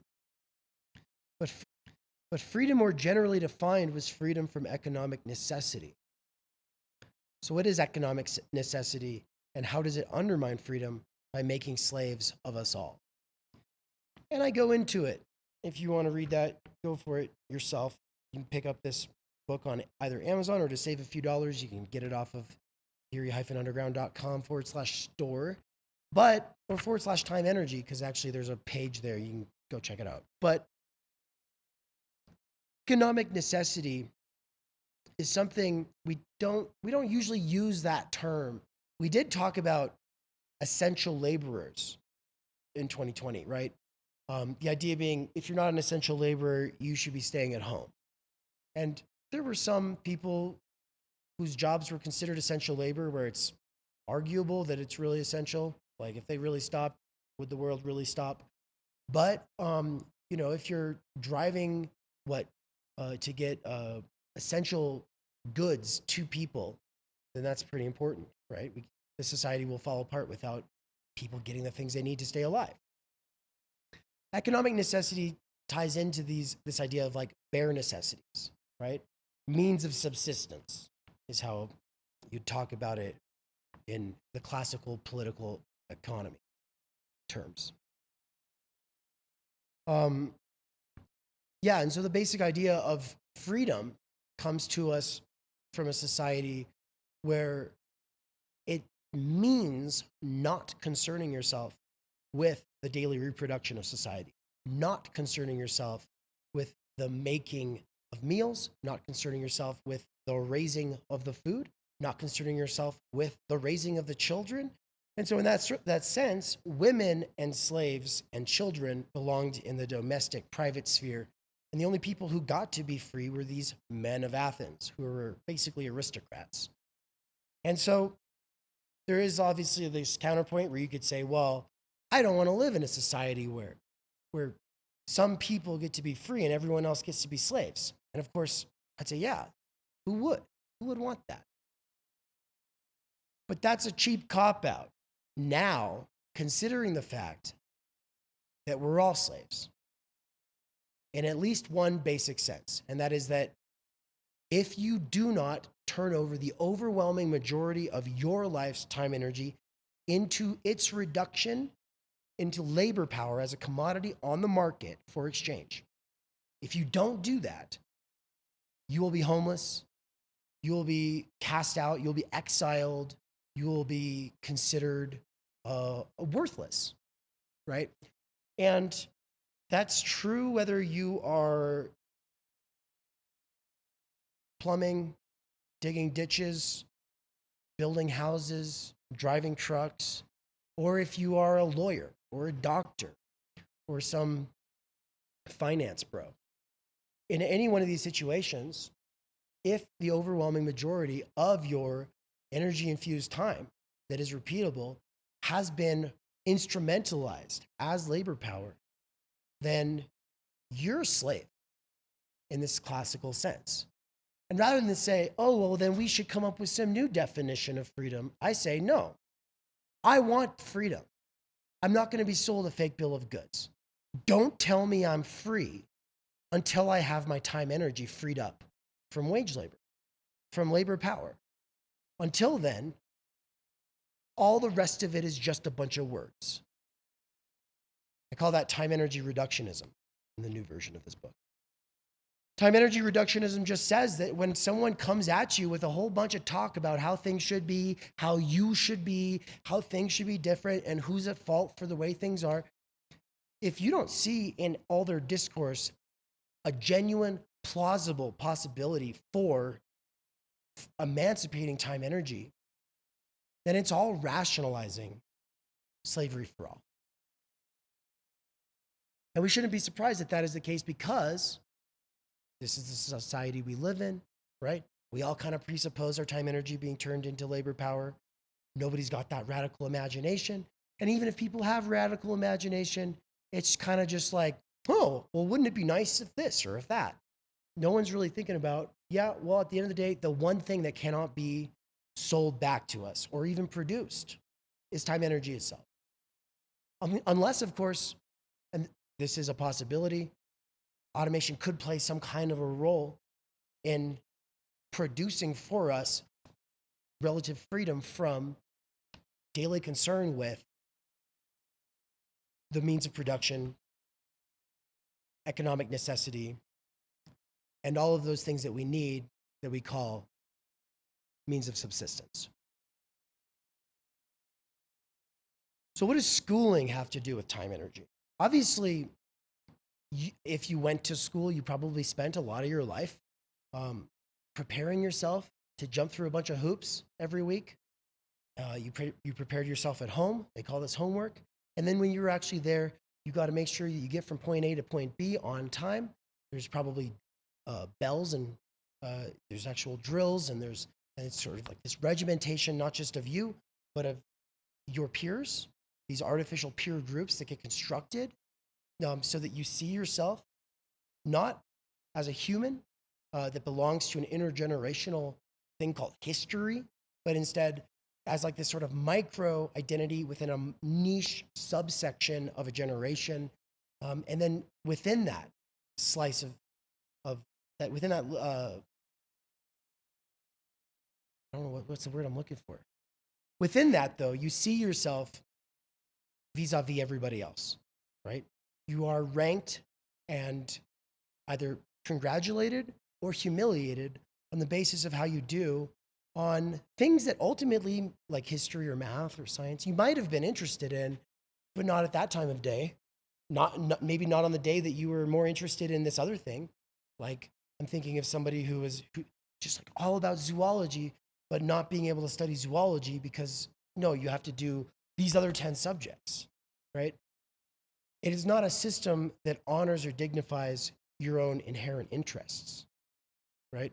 Or that it helps you cultivate those and supplies you with the means to be able to drill into those interests deeper.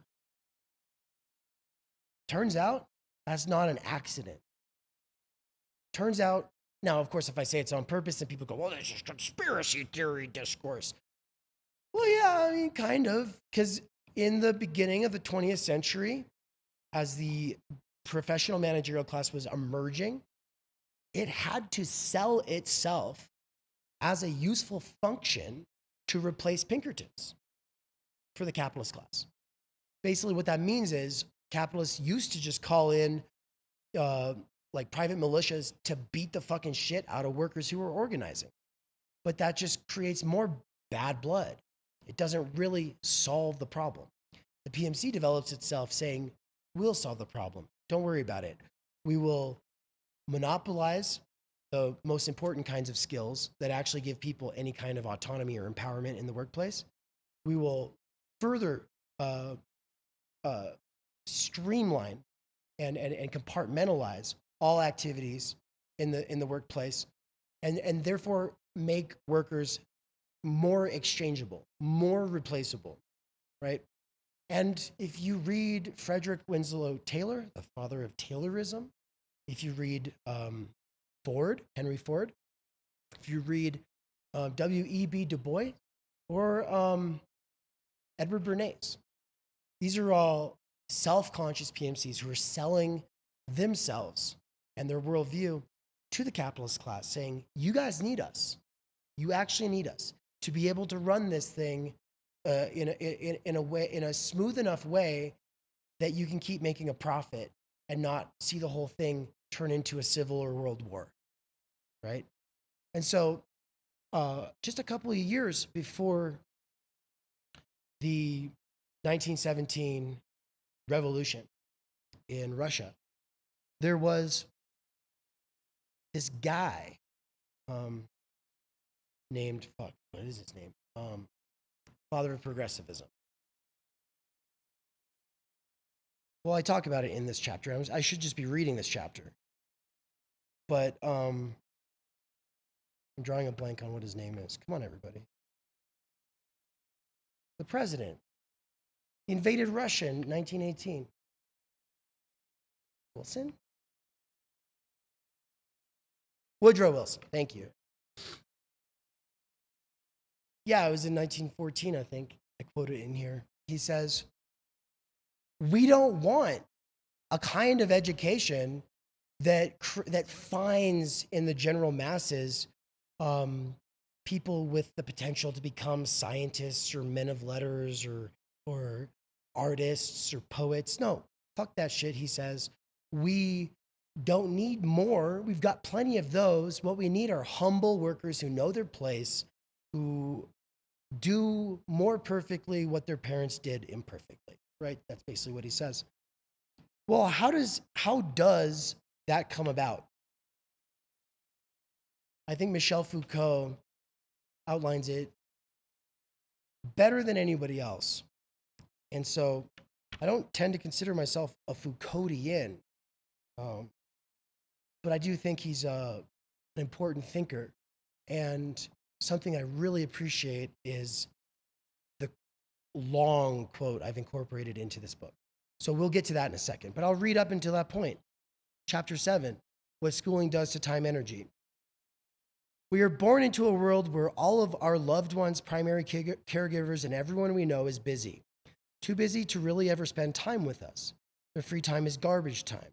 Their freed energy is erratic, unreliable, and unharnessed except in its specific commodified form as labor power, as in how it has been configured towards the ends of bankers, bosses, and landlords. Too busy to really ever go deep. Most of our loved ones live on the surface. Our parents are exhausted. If we're lucky, we might have grandparents.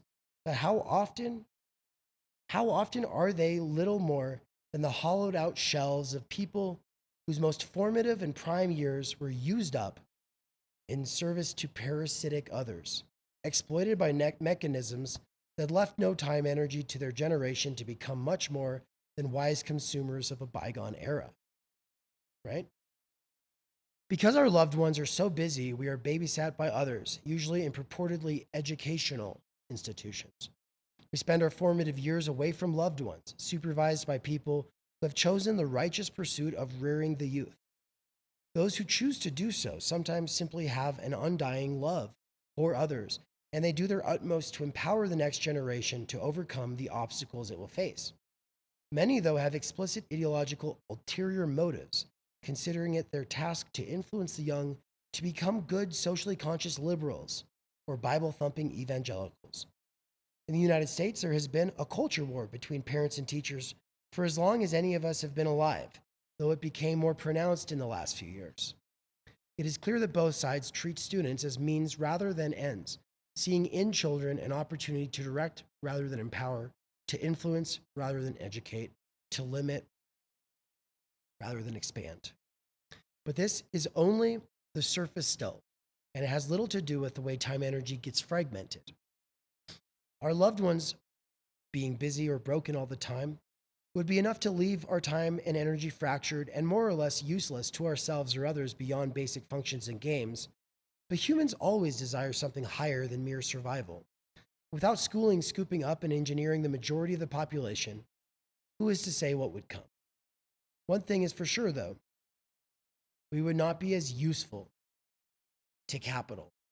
I actually scratched out capital and wrote something else, and I think it's different but whatever, it's capital. Capital is what calls upon our time energy as labor power. Capital is not just the dictionary definition of material assets or wealth used to invest, though it includes both. Capital, in any significant sense, is both material assets and wealth used to invest that has amassed enough power to influence government choices and bankrupt smaller businesses by underpaying and overworking the laboring population on such a large scale that nobody else is able to compete. I specify that because obviously people tend to focus on the small businessman instead of like capital as like this world force. The profits that grow capital could not be made without underpaying and overworking humans and making law work to its advantage as opposed to labor. On the potentially positive side, capital tends to increase technological efficiency, which, when combined with cheap labor, results in cheap goods, until the prices inevitably go up because of capital's tendency for the rate of profit to fall. So prices always go back up eventually, but yeah, if you have people work too long for low pay, you get some cheaper commodities out of it in the short term. So that's nice. This is not to demonize the hardworking people who think themselves capitalists. What is at issue is a system that is dependent on labor power, without which it would cease to function. Such a system needs a reliable pool of labor power on call, but it cannot be untrained labor power. It must be qualified. People who have relative time energy, who cultivate their passion and sacrifice towards a purpose, are useless to capital unless that passion can be prefabricated and directed into careers. Qualifying labor power is the role of education, but this does not just mean marketable skills. Most of the things one learns in school have little to do with jobs, which is actually a complaint many have today. How will I use this? It's not a pointless question to the kid who is angry about grammar or math homework. They have been told the reason they must do well in school is to get a good job. The liberating arts in school as leisure, and Bildung, that German word that I unpacked earlier in the book, are only simulated in the classroom. But what is being taught is a kind of discipline that is carefully fracturing time energy and then fusing it together as labor power instead of time energy. Foucault sees this in his Discipline and Punish with the section on the bells. It's a very famous section. What I did was I took the whole section, I cut out what I took to be the less essential parts, and I really honed in on what I take to be the most important parts here. I'll just read it. I might do a little exegetical something along the way because it can be kind of hard to listen to, I think, for a lot of people. But here we go. At the emergence of large-scale industry, one finds beneath the division of the production process the individualizing fragmentation of labor power. The distributions of the disciplinary space often assured both. Disciplinary time is a question of extracting from time ever more available moments, and from each moment, ever more useful forces. This means that one must seek to intensify the use of the slightest moment, as if time, in its very fragmentation, were inexhaustible, or as if, at least by an ever more detailed internal arrangement, one could tend towards an ideal point at which one maintained maximum speed and maximum efficiency. The development in the classical period of a new technique for taking charge of the time of individual existences, for regulating the relations of time, bodies, and forces, for assuring an accumulation of duration, and for turning to ever increased profit or use the movement of passing time. How can one capitalize the time of individuals, accumulate it in each of them, in their bodies, in their forces, or in their abilities, in a way that is susceptible of use and control? How can one organize profitable durations? The disciplines which analyze space, break up and rearrange activities, must also be understood as machinery for adding up and capitalizing time. He's writing this before, he's not really talking about Taylorism, but this is exactly what Taylorism refines in the scientific, in Winslow Taylor's principles of scientific management.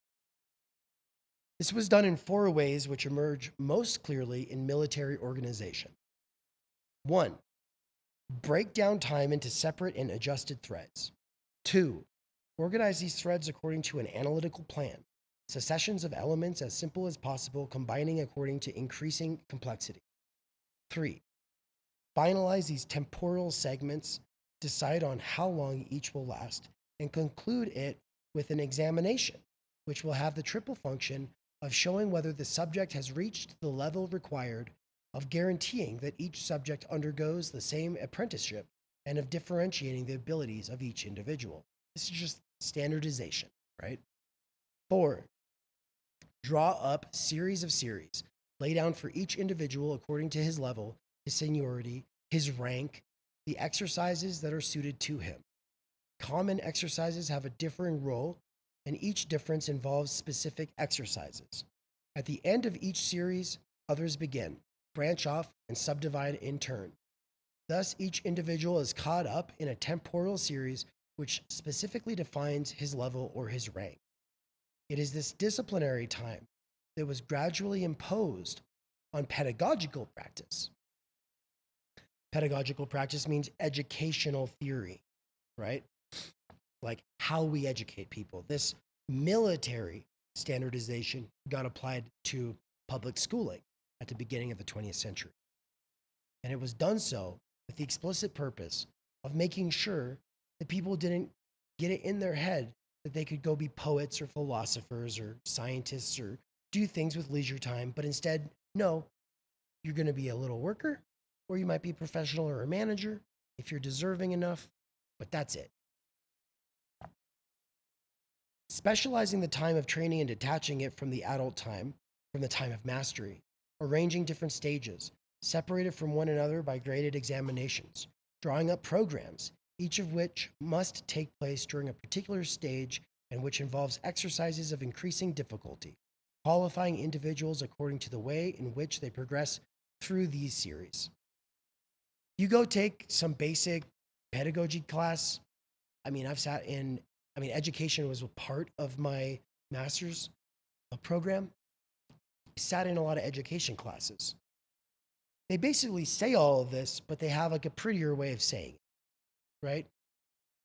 It's all object or goal-directed learning, right? The idea of a space in which we could just obsess about a subject matter itself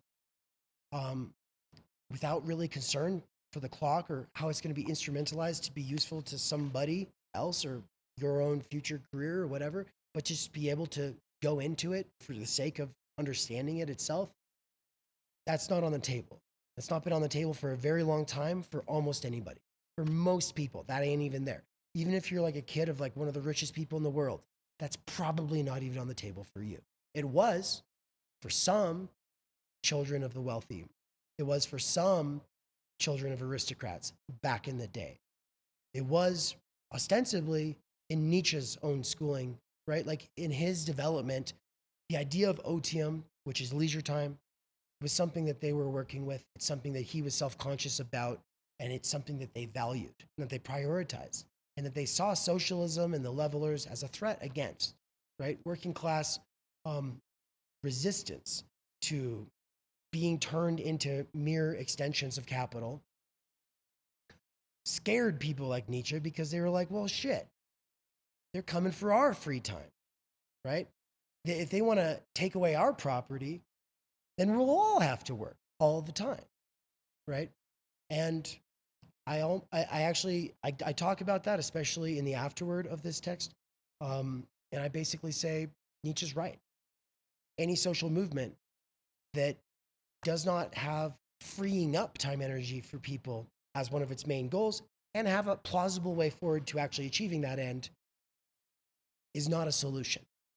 It will create obvious reaction from anybody who is actually free from being preoccupied with bullshit and necessary labor. Right? Just because I want my freedom doesn't mean I want people who already have it to lose it just because I resent them or because I envy what they have. I just want it for all of us, right? What got left out of this part of Foucault's analysis is likely due to his focus on bodies. Blah, blah, blah, blah, blah. Blah, blah, blah, blah, blah. Blah, blah, blah, blah, blah, blah, blah. Schooling as a response to labor organizing. Blah, blah, blah, blah, blah, blah, blah, blah. You get the point. I don't really want to talk about it too much more. I kind of want to close out, but I try to draw from what I take to be some of the most important sources and quotes that I found related to this construction of the public education system that was explicitly opposed to people getting to have that experience of freedom, and that was explicitly interested in fragmenting us into being nothing more than some kind of qualified labor power. And I'm not doing that to demonize Woodrow Wilson or the Carnegies or the Rockefellers or Lenin was a Taylorist. Lenin was into Ford. Lenin was into all this stuff. I mean, it's just like it's the air that people were breathing. It's a water to fish thing. Everyone was just taking it for granted. And I think that that's an important thread that got lost. It's a thread that was one that Marx just took for granted. He didn't feel the need to write a bunch of polemics about it because working people who had to form their own institutions weren't just looking for higher pay or to achieve the weekend or to get protections on the job or to be able to have a union. They were also interested in being able to harness the abilities of technology to free up relative time energy for everybody, right? Of course, he would have just talked about people being able to self-direct their labor power. But labor power is, for me, an instrumentalized form of time energy. And I do believe that there are important forms of instrumentalized time energy. Your time energy could be instrumentalized by some ultimate goal that is not profit related, that is not wage labor related, that has nothing to do with a salaried career. And that could be meaningful and important, but also no social change or justice or freedom or anything that anybody talks about means anything if we're not able to actually see in our weeks freed up serious blocks of reliable, repeatable, energy-infused time that can be used to develop our skills related to our interests, our talents, and our friends, family, and communities. And that we shouldn't be asking ourselves, wow, why are there so many school shootings? Why are so many people so depressed? Why are so many people so anxious? We should be asking, why aren't more people, considering the fact that we've been made nothing more than appendages of a system like the one that we are in, where we are assumed to be nothing more than either lowly workers who didn't deserve good wages or the deserving PMC. So thank you. That's my talk. I'm gonna come sit by you all. And we'll use that other microphone. And I'm gonna run the rest of the thought. Okay, bathroom break. Ooh, that's loud. Okie dokie, artichoke. Here. Oh gosh. Cool. Well, I guess I'll get in frame here a little bit. I'll squat with the kitty. I want to hear, Phillip, from you you get paid to act. You're a professional actor. Kind of your perspective on theater, why you do it, what it means to you, and like the corporatism of it and the commercialization of it, coming from someone who does get paid to do it. Yeah, I think the whole idea of taking it back to the Greeks, I think this is what they really did well. They stole a lot of their philosophy from the Persians, but they were great dramatists. And the idea is that there's some educational opportunities in morals, ethics, through storytelling. I like what you had to say about like the extension of the campfire story and just this importance of like a seeing place, that we in a way are both limited and liberated by our sight, like what we think is possible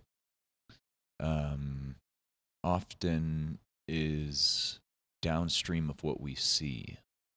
And that's not to denigrate like imagination and the unseen, but just like broad stroke. And you know, there is something incredibly repetitious about being a professional actor, I remember talking to a director once and asking, "Hey, like when you're done, like the show has opened and you leave, like are you like upset?" And the director said something along the lines of, "No, because I couldn't repeat that thing every night. I don't want to do that." I think one of the cool things about being an actor is you recognize you're not like you are and you aren't repeating a thing. So it's like really this embodied awareness of the simultaneity of never stepping in the same river twice and also stepping in the same river twice. And sometimes it's really, really illuminating because things that you hadn't thought of before become new. As far as like the corporatism of it, I had a professor who was always asking us why we auditioned so much. This is someone from Germany. She auditioned twice in her life. Yeah, hundo. And had a 20 plus year career. And one of the sort of like you're very much aware that you're a part of this class. I've heard it called the precariat. You know, sort of like this gig. Never quite sure like what's gonna happen next. And sort of feeling like, you know, that arcade thing that like has the claw that comes down, like picks you up and pulls you out, being like, oh, if only I could get you know, the corporation to smile upon me and put me in that show, then everything will be fine. And man, I got friends on cruise ships. I got friends on Broadway. I got friends doing movies in Hollywood. And while it does determine some of the problem set, you have different problems for sure. It's not like something that's completely solving your life like, oh, I'm famous, I made it. What then happens is just a different kind of repetition. And you get like asked to do a version of yourself that you feel has already been done. And that's kind of a different, I mean, you might call them like golden handcuffs or whatever. But the idea is you become more and more aware of the funding. And so, yeah, I really like what you had to say about the different forms of theater, the agitprop, the dell'arte, Dada, and seeing like what I'm most interested in now, like what I was thinking about with those slogans is like how to introduce new symbolic coordinates, like to allow radical theater and radical imagination to emerge. And make it accessible for suburban normal audiences, but still put some of that radical or experimental or elements in that like pulls you out of real life and think and question. Huh. Yeah, like trying to how to do. Right. So I'm working on a play right now called Mid. That's all about you know, someone in the middle of America, in a mid-level job, and sort of, you know, speaking. I don't know who wrote Écoute Petit Homme.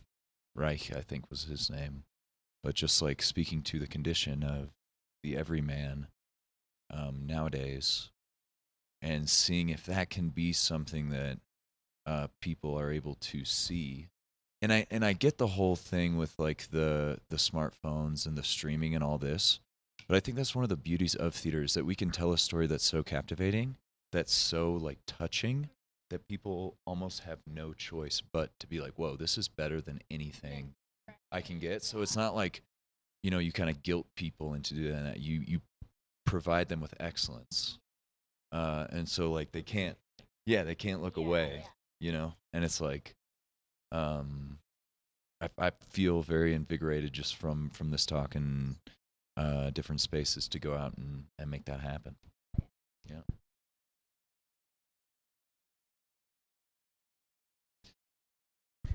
So what are we doing with this panel? I missed probably, well, I don't know, a couple of minutes there, but it was I was basically, just asking Philip about like his perspective on theater, being a professional actor, and so you came in on the middle of that. cool.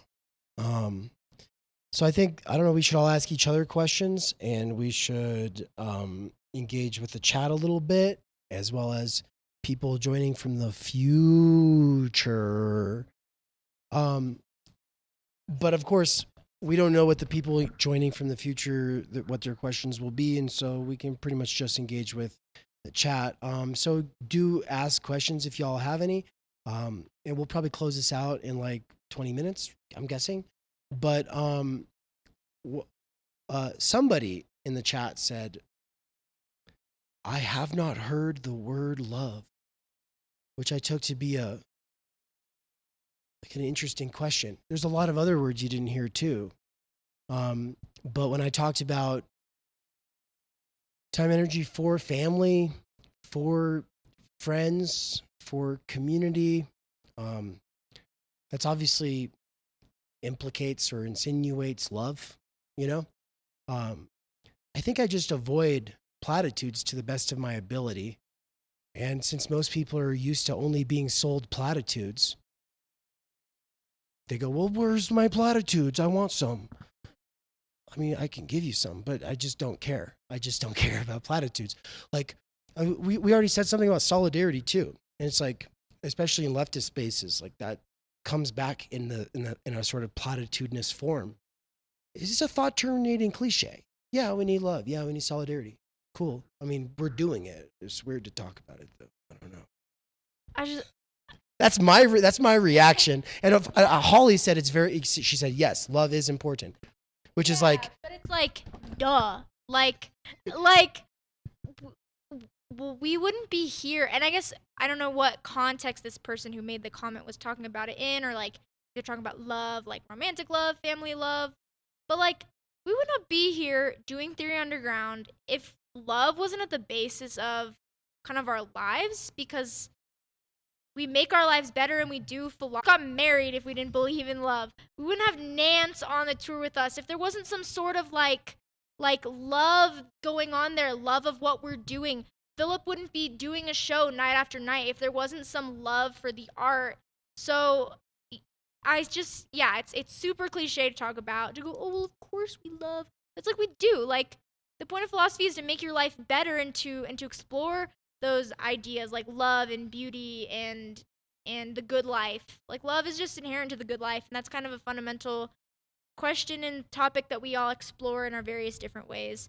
And so we, I guess, just don't feel the need to say it, at least for me, because it's like, well, it's there. Love of life, love of humanity is the foundation of everything we're doing. We wouldn't be trying to theorize why the world sucks and how to make it better if there wasn't like, well, because I want our lives to be good. And there's like, love is like a part of that. So I want to stick up for them. I love you. I love you. You're valid. We all love you. oh, sure, yeah. But yeah. We love you.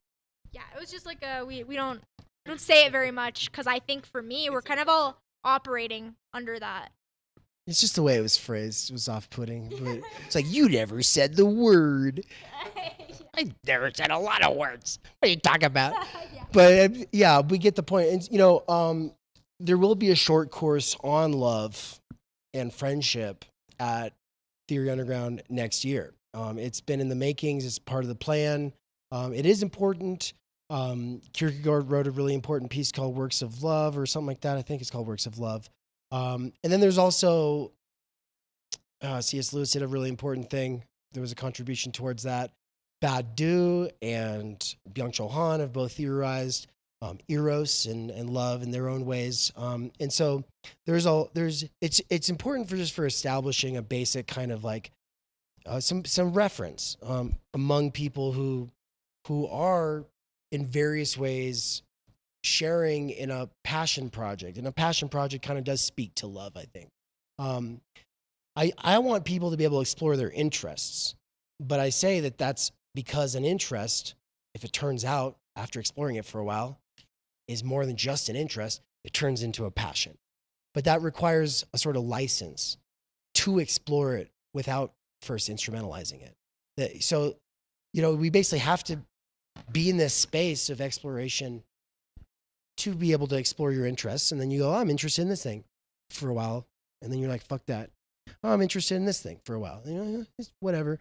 It's cool, but it's not my main thing. And then eventually you find that thing where you just keep getting way more back than you give into it, even though you're giving so much into it. And that's how I feel about philosophy. That's how I feel about theory. That's how I feel about the people that I work with in Theory Underground. And so with all the collaborators and everything, it's like, yeah, I feel like this is a passion project, and it's connecting different people's passions, and trying to tie it all into some bigger thing that hopefully is not just a part of a scene, but actually develops into a genuine intellectual milieu. Which is, I think, how philosophy was birthed. It literally means like the love of wisdom. Like Philip is the love of horses. Yeah, that's where the horse boy comes from. Do you know that? It's like, yeah. I think they were like military horse whisperers for the Romans. But anyway, like the question, I think, yeah, like this horse keeps on running the other way, wants to just go frolic. But the idea of being like love of what, and how to like see how that's the basis of so many more or less successful projects, and that it always feels like a competition of values until you turn it into like a collaboration of values. Yeah. And then you're asking this question, like, are humans, primarily competitive or collaborative? And a lot of that comes back down to like, what do you love? How do you love? How do we talk about love? And like 9 times out of 10, we don't have the luxury to sit around and think about, just like, what is love per se? We have to like act out what we love. And I think that that's like what we're trying to get out here today is like the love of experimentation. That is to say, what has like been modeled to us through our education, through our parents, is just not working. And it's not because they're bad people. I mean, it's the infinite regress, It's like, it's because it has been that way. And through maybe this love, we can find ways of tripping on through happy accidents, like onto maybe some new ways of talking about things and then doing things. So why not keep playing with this idea of love? I wanted to actually do a little thing here. I've always wanted to do something on the 5 love languages, because it's like one of those like sort of self-helpy books that is on every grandma's like, coffee table. And so, okay. Does anybody know off the top of their head what they all are? There's like touch. Okay. Touch is the one I was missing here. So it's like touch, Gifts, quality time, acts of service. Words of something. Yeah. and gifts. Yeah. Well, you already said that one. So, touch is important, but gifts, nice words, and acts is a really interesting. My big problem with that book is obviously like, some people, like, their love language is just getting gifts, and then this other person's love language is just spending time with you. And so of course the people have a lot of misfiring communication, and like that, as long as we can all understand one another's love languages, we'll all be happy or whatever. But it's like, also, it kind of is, gifts kind of stand in for a relationship in a lot of cases. And of course, thoughtful gifts and thoughtful, feedback in terms of like, it's not just saying nice things, but it's like actual thoughtful, that can mean a lot to somebody. But all of these ultimately require time, energy. And so those nice words are nothing but flattery outside of like actually getting to know a person, and not just giving them like what you think they want, but actually like real, communication, real dialogue. And so that requires time, energy. Quality time obviously requires time, energy. And then like gifts that are meaningful gifts, like where you actually know the other person, obviously requires time, energy. Acts of service also requires time, energy to some degree. Now the thing is the way it gets sold to you in the book is like, these things can be fragmented. You know, I can just help you out here and there randomly, and then you can give me, you know, some nice positive affirmation here and there randomly. We'll touch each other sometimes. Whatever, like that, we have this idea that we can do that in a regular work week. But what I see is that in a regular work week, people don't really get to know each other. People don't really get to know themselves. People don't really get to have genuine self-time, solitude, and they definitely don't get to have genuine time with others, solicitude. But that's something that we're all trying to have here. And so we might not have our time, energy fully freed from labor power or whatever, but we're finding our way of hacking the thing and freeing up the condition to all those other love languages, we'll say. Yeah. So thank you for that question. Look how much we've been able to do with it.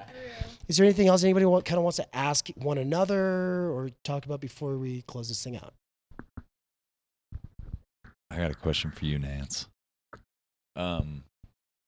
With the balance between pessimism and optimism, there's a lot of people, like you were saying, like Schopenhauer, that are like, pessimism is like a proxy for look how deep I think about stuff. What do you think, like for you,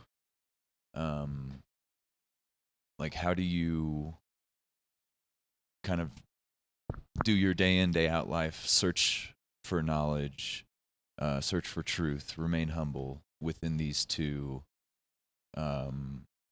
between these two poles, and how you like said something about you could always be wrong. Is that kind of like a silver bullet to that balance or imbalance?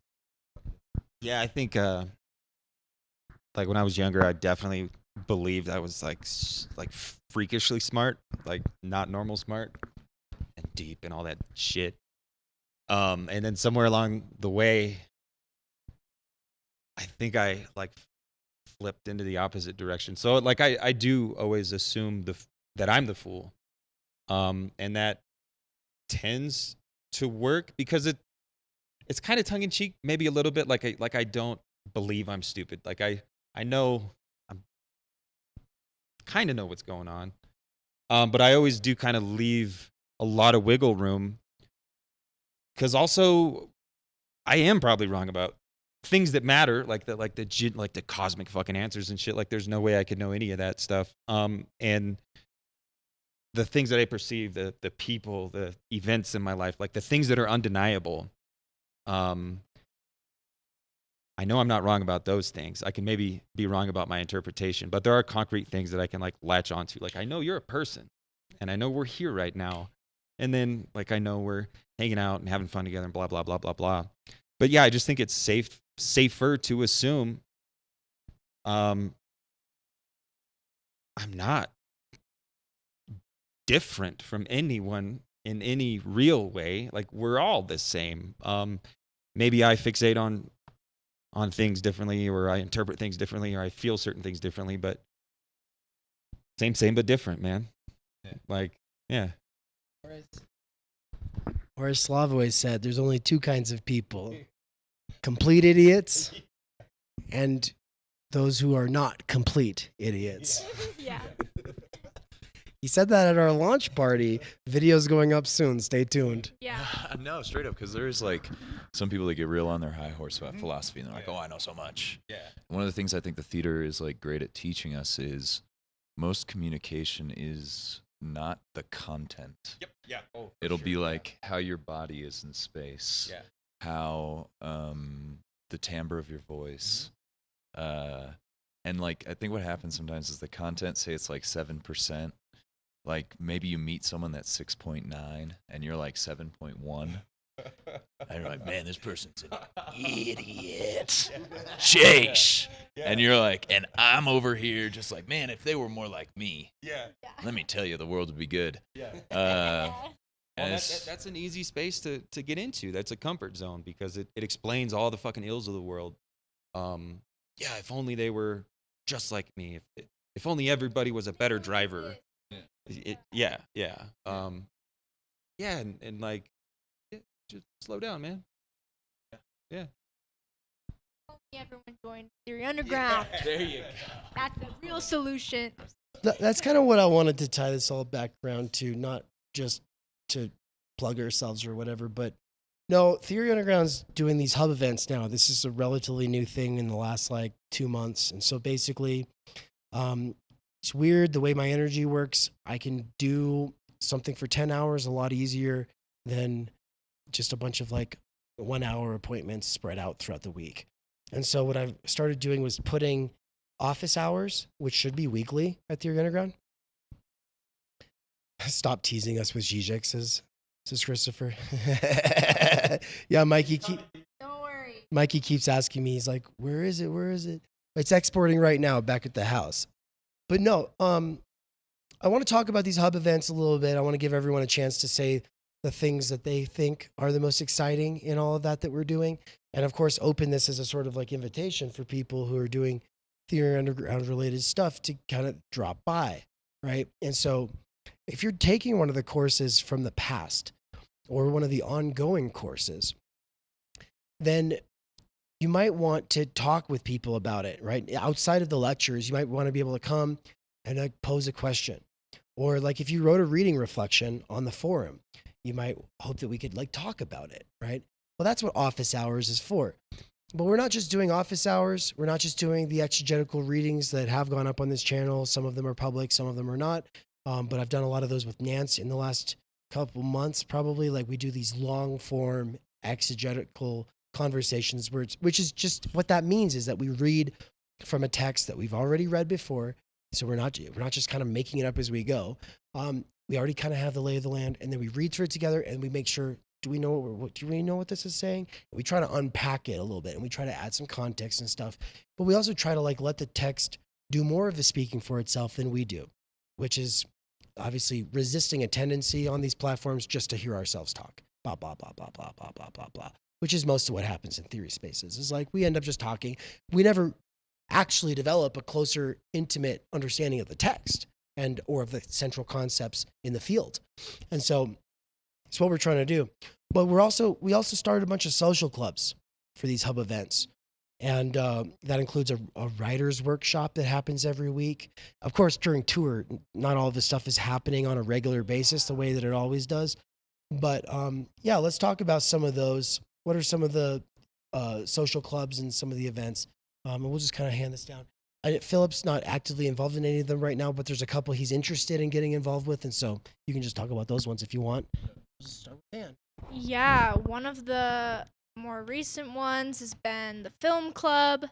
So watching some iconic films, culturally significant films that are suggested by members of the film club who are like dedicated to actually being there and watching other people's films and not just going, I want everyone to watch Fight Club, and culture and the problems that are presented within the film. And so last month was kind of the starting month, and we watched and discussed part of the language club. We've been reading 100 Years of Solitude in Spanish, just working through it, taking turns reading, working through the words and the sentences, and it's been super fun. Since they will talk a little bit more about the language, the multilingualism social clubs, could you say a little bit more about the actual pedagogy like that we've inherited now from our tutor, Carl? Yeah, so we have a tutor, Carl, who has been giving Dave and I a weekly Spanish lesson, and his pedagogy is a lot different than that you would find in like K through 12 public school or even in a university, in that you're learning Spanish or you're learning your given language on its terms rather than trying to learn it through your native language's terms. And so typically, I took Spanish for 7 years in like school in an academic setting, and you're doing a lot of translating. But what does this mean in English? But what does this mean in English? And you're very rarely just focusing on getting the pronunciation right, trying to figure out rather than what is the definition of this word like por or para, figuring out the different contexts that you would use it in. And so with these multilingualism club, we just pick something to read, whether it's easy, whether it's hard. We were going for something that's kind of more iconic or culturally significant, like Being in Time in German, Lacan seminars in French, 100 Years of Solitude in Spanish, and just diving in the deep end and taking the language as it is. And even if we don't understand anything, we're more in the language than we would be if we were trying to learn it and talk about it in English. And so, yeah, you two can, I know you know German, I get involved kind of. Oh yeah. No, I was lucky enough to speak German growing up, and I think what knowing more than one language feels like is what Steph Curry must feel like when he's like driving the lane. You know, you just got options, and there's like, you know, it's one thing reading Kaufman translating Nietzsche or Miller translating Hegel. We're like going into it and just seeing kind of the differences in how different languages give you access to different feelings. I think just leads to a more full human existence. Yeah, I'm really excited about the multilingualism, just because it just forces you to be better. Like if you do it for real, I mean, I guess I could go and fuck off all day, but why would I go and fuck off all day? Why would I even bother? Doing it for real forces you to be better, maybe than you already are, or whatever, and that's the shit. Being comfortable being the fool again, right? We all got to be the fool, and the health and fitness group that we're doing with the Swoletary, it's another one that I think it's super important. I'm 37. I'm not in great shape. I'm not in horrible shape, but I am going to die soon, relatively, I guess. And yeah, you know, I might as well take care of the vehicle that I'm riding in until it breaks down. And also spending time in a group that focuses on something that it's such a huge part of our lives that we either completely take for granted and just let it go and like, fuck it, I'll just eat ice cream and jack off. I'm not gonna give a shit, because sometimes it is hard to give a shit if you don't have access to healthcare and proper nutrition and all these things that are real. But also there is something you can do about it. Like you can improve your daily experience by taking care of your body and the dialectical relationship between your body and your mind and soul or whatever, and time, energy as well. Like doing all these things really to improve ourselves, because we do have this love of wisdom, but you can't figure shit out if you're like a useless lump of flesh. So it's really cool. It's a really awesome use of my relative time energy, and it's cool. Like it's paying off. People are coming in and saying, I would like to do that. And by being able to have people come in, I'm benefiting from their hard work because they're better at it than I am already. And so like just like by osmosis, like I'm getting better at the things that I would like to be better at. So it's fucking awesome. It's really cool. And then the way that connects back to what you were all saying about, sometimes I think I'm the smartest person in the fucking world and everybody else is an idiot, and then being like, okay, but no, I really am an idiot. And the difference between a complete idiot and a not complete idiot, kind of like that whole line. I wanted to bring that to the hub experience and these multilingualism sessions, because there's nothing more idiotic than monolingualism, first of all. And it's not just being, oh, I'm always in one language, so I never learn to think in different languages. It's also just like this sort of like weird, I'm the center of the universe and everything revolves around me in English mindset that comes from monolingualism. But the most important piece of the puzzle for me was something that was kind of a dawning realization, I think last year or the year before, and then it really got confirmed when we went to Mexico this year. Anna and I lived there for 5 months this year. And we were going weekly to this language exchange group in Aguascalientes, Mexico. And yeah, my suspicion that was confirmed is this: language learning communities are learning communities, meaning people are comfortable showing their ass, like making a fool of themselves, fucking up. And it's kind of like, oh yeah, I don't know everything. I don't even know English. I'm still learning English. I still butcher sentences and grammar in English all the time. And the same thing is, and like that mindset, like kind of like gets reified, and it's important to do so because otherwise we get in our little American groove. And so, yeah, the language learning immersion thing, it's kind of front and center with the hub experience, because it's not about like, oh, the goal is to become polyglots or, proficient in all these different languages. The goal is to be immersed and outside your comfort zone and fuck up with other people, and to normalize that as a way of living on a planet with lots of different kinds of people. Fundamentally, that's what it's about. And theory communities, in my experience, grad school, conferences, reading groups, and philosophy clubs, it can be very much like the opposite. Like that's the issue. It's very much the opposite. People are terrified of showing that they don't know something. People are terrified of saying something wrong. And so they overqualify and overstipulate everything all the time because they're thinking about how they could be taken out of context. And it's just neurotic behavior that's passing itself off as sophisticated intellectual, but really it's virtue hoarding bullshit. And so people keep their cards close to their chest. They don't really like put them on the table and say, okay, let's really get a grip of these concepts and talk about them in plain speak, and then go back to the text and like spend some time there. No, people don't want to do that. People are very avoidant of it. And it's because in grad school, or just even like in your undergrad, assuming people who are going to college, and of course, if you didn't go to college, it doesn't matter. You still experience this in a Discord server that kind of revolves around philosophy. It's this thing called imposter syndrome. This feeling of like, oh, I'm being treated like a smart person, like I know what's up, but in reality, I don't fucking know. And so I got to pretend that I know, but I feel bad because I'm pretending. And so I got to fake it till I make it. And like, it's like, yeah, there's something to that, but also it ultimately doesn't get you there, because what happens is you go from imposter syndrome to being a bullshit artist. And so, no, we're just going to put our cards on the table and be like, we don't fucking know, but we're trying, and we're trying together. And that's because we want to have a genuine learning space. And so we take language learning communities and we learn from them because we also are part of them.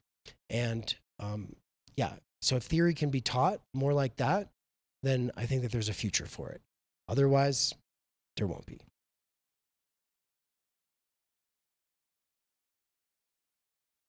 Any final words anyone want to say? Dangerous Maybe in the chat said, looking forward to the premiere of the Zizek interview. In 20... No one gives a shit about us right now. They're like, Zizek. He said in 2024. Yeah. Oh, shut up. It'll be before then, dude. It'll be before then. Every time you motherfuckers ask for it, we're going to push it off by a week. Hopefully it'll premiere tomorrow. In my ideal world, it will. But now... One last thing. You know how some people sometimes say, like, America... doesn't have like an official language. We all know it's the USD. Yeah. Everybody knows that. And so I think that there might be like some bridge we can build as well to like, even like strengthening the tongue in the sense that you don't just use it as a self-instrumentalization in order to get greenbacks, but there's also like ways of playing, ways of experimenting, and ways of, re-envisioning education so that we're able to share with others better, and hopefully, make those that come after us have it a little easier. So that's another reason to like become interested. Theory kind of, uses a stick of dynamite, I guess, to like offer a lot of different existentially meaningful avenues. Yeah, and I'll just say, like, everything that we're doing here, I know everything that Dave's been doing, that I've been doing, and that kind of stemmed from like trying to be in Marxist or revolutionary groups that wanted to make the world better, is they thought they had the answers. And we said, but we don't have the answers. We need to read and talk and have dialogue before we can start making definitive claims and doing actions that we think will have a certain goal. It's like, but we don't know. And so everything that every one of us here is doing, is talking about, wrote about in the Underground Theory volume, it's just experiments and trying to better understand the world and trying to better understand ourselves and the problem and come up with some solutions that we haven't tried before. I think we should have, on that note, Nance read the publisher's statement as a form of closing out. Here, it's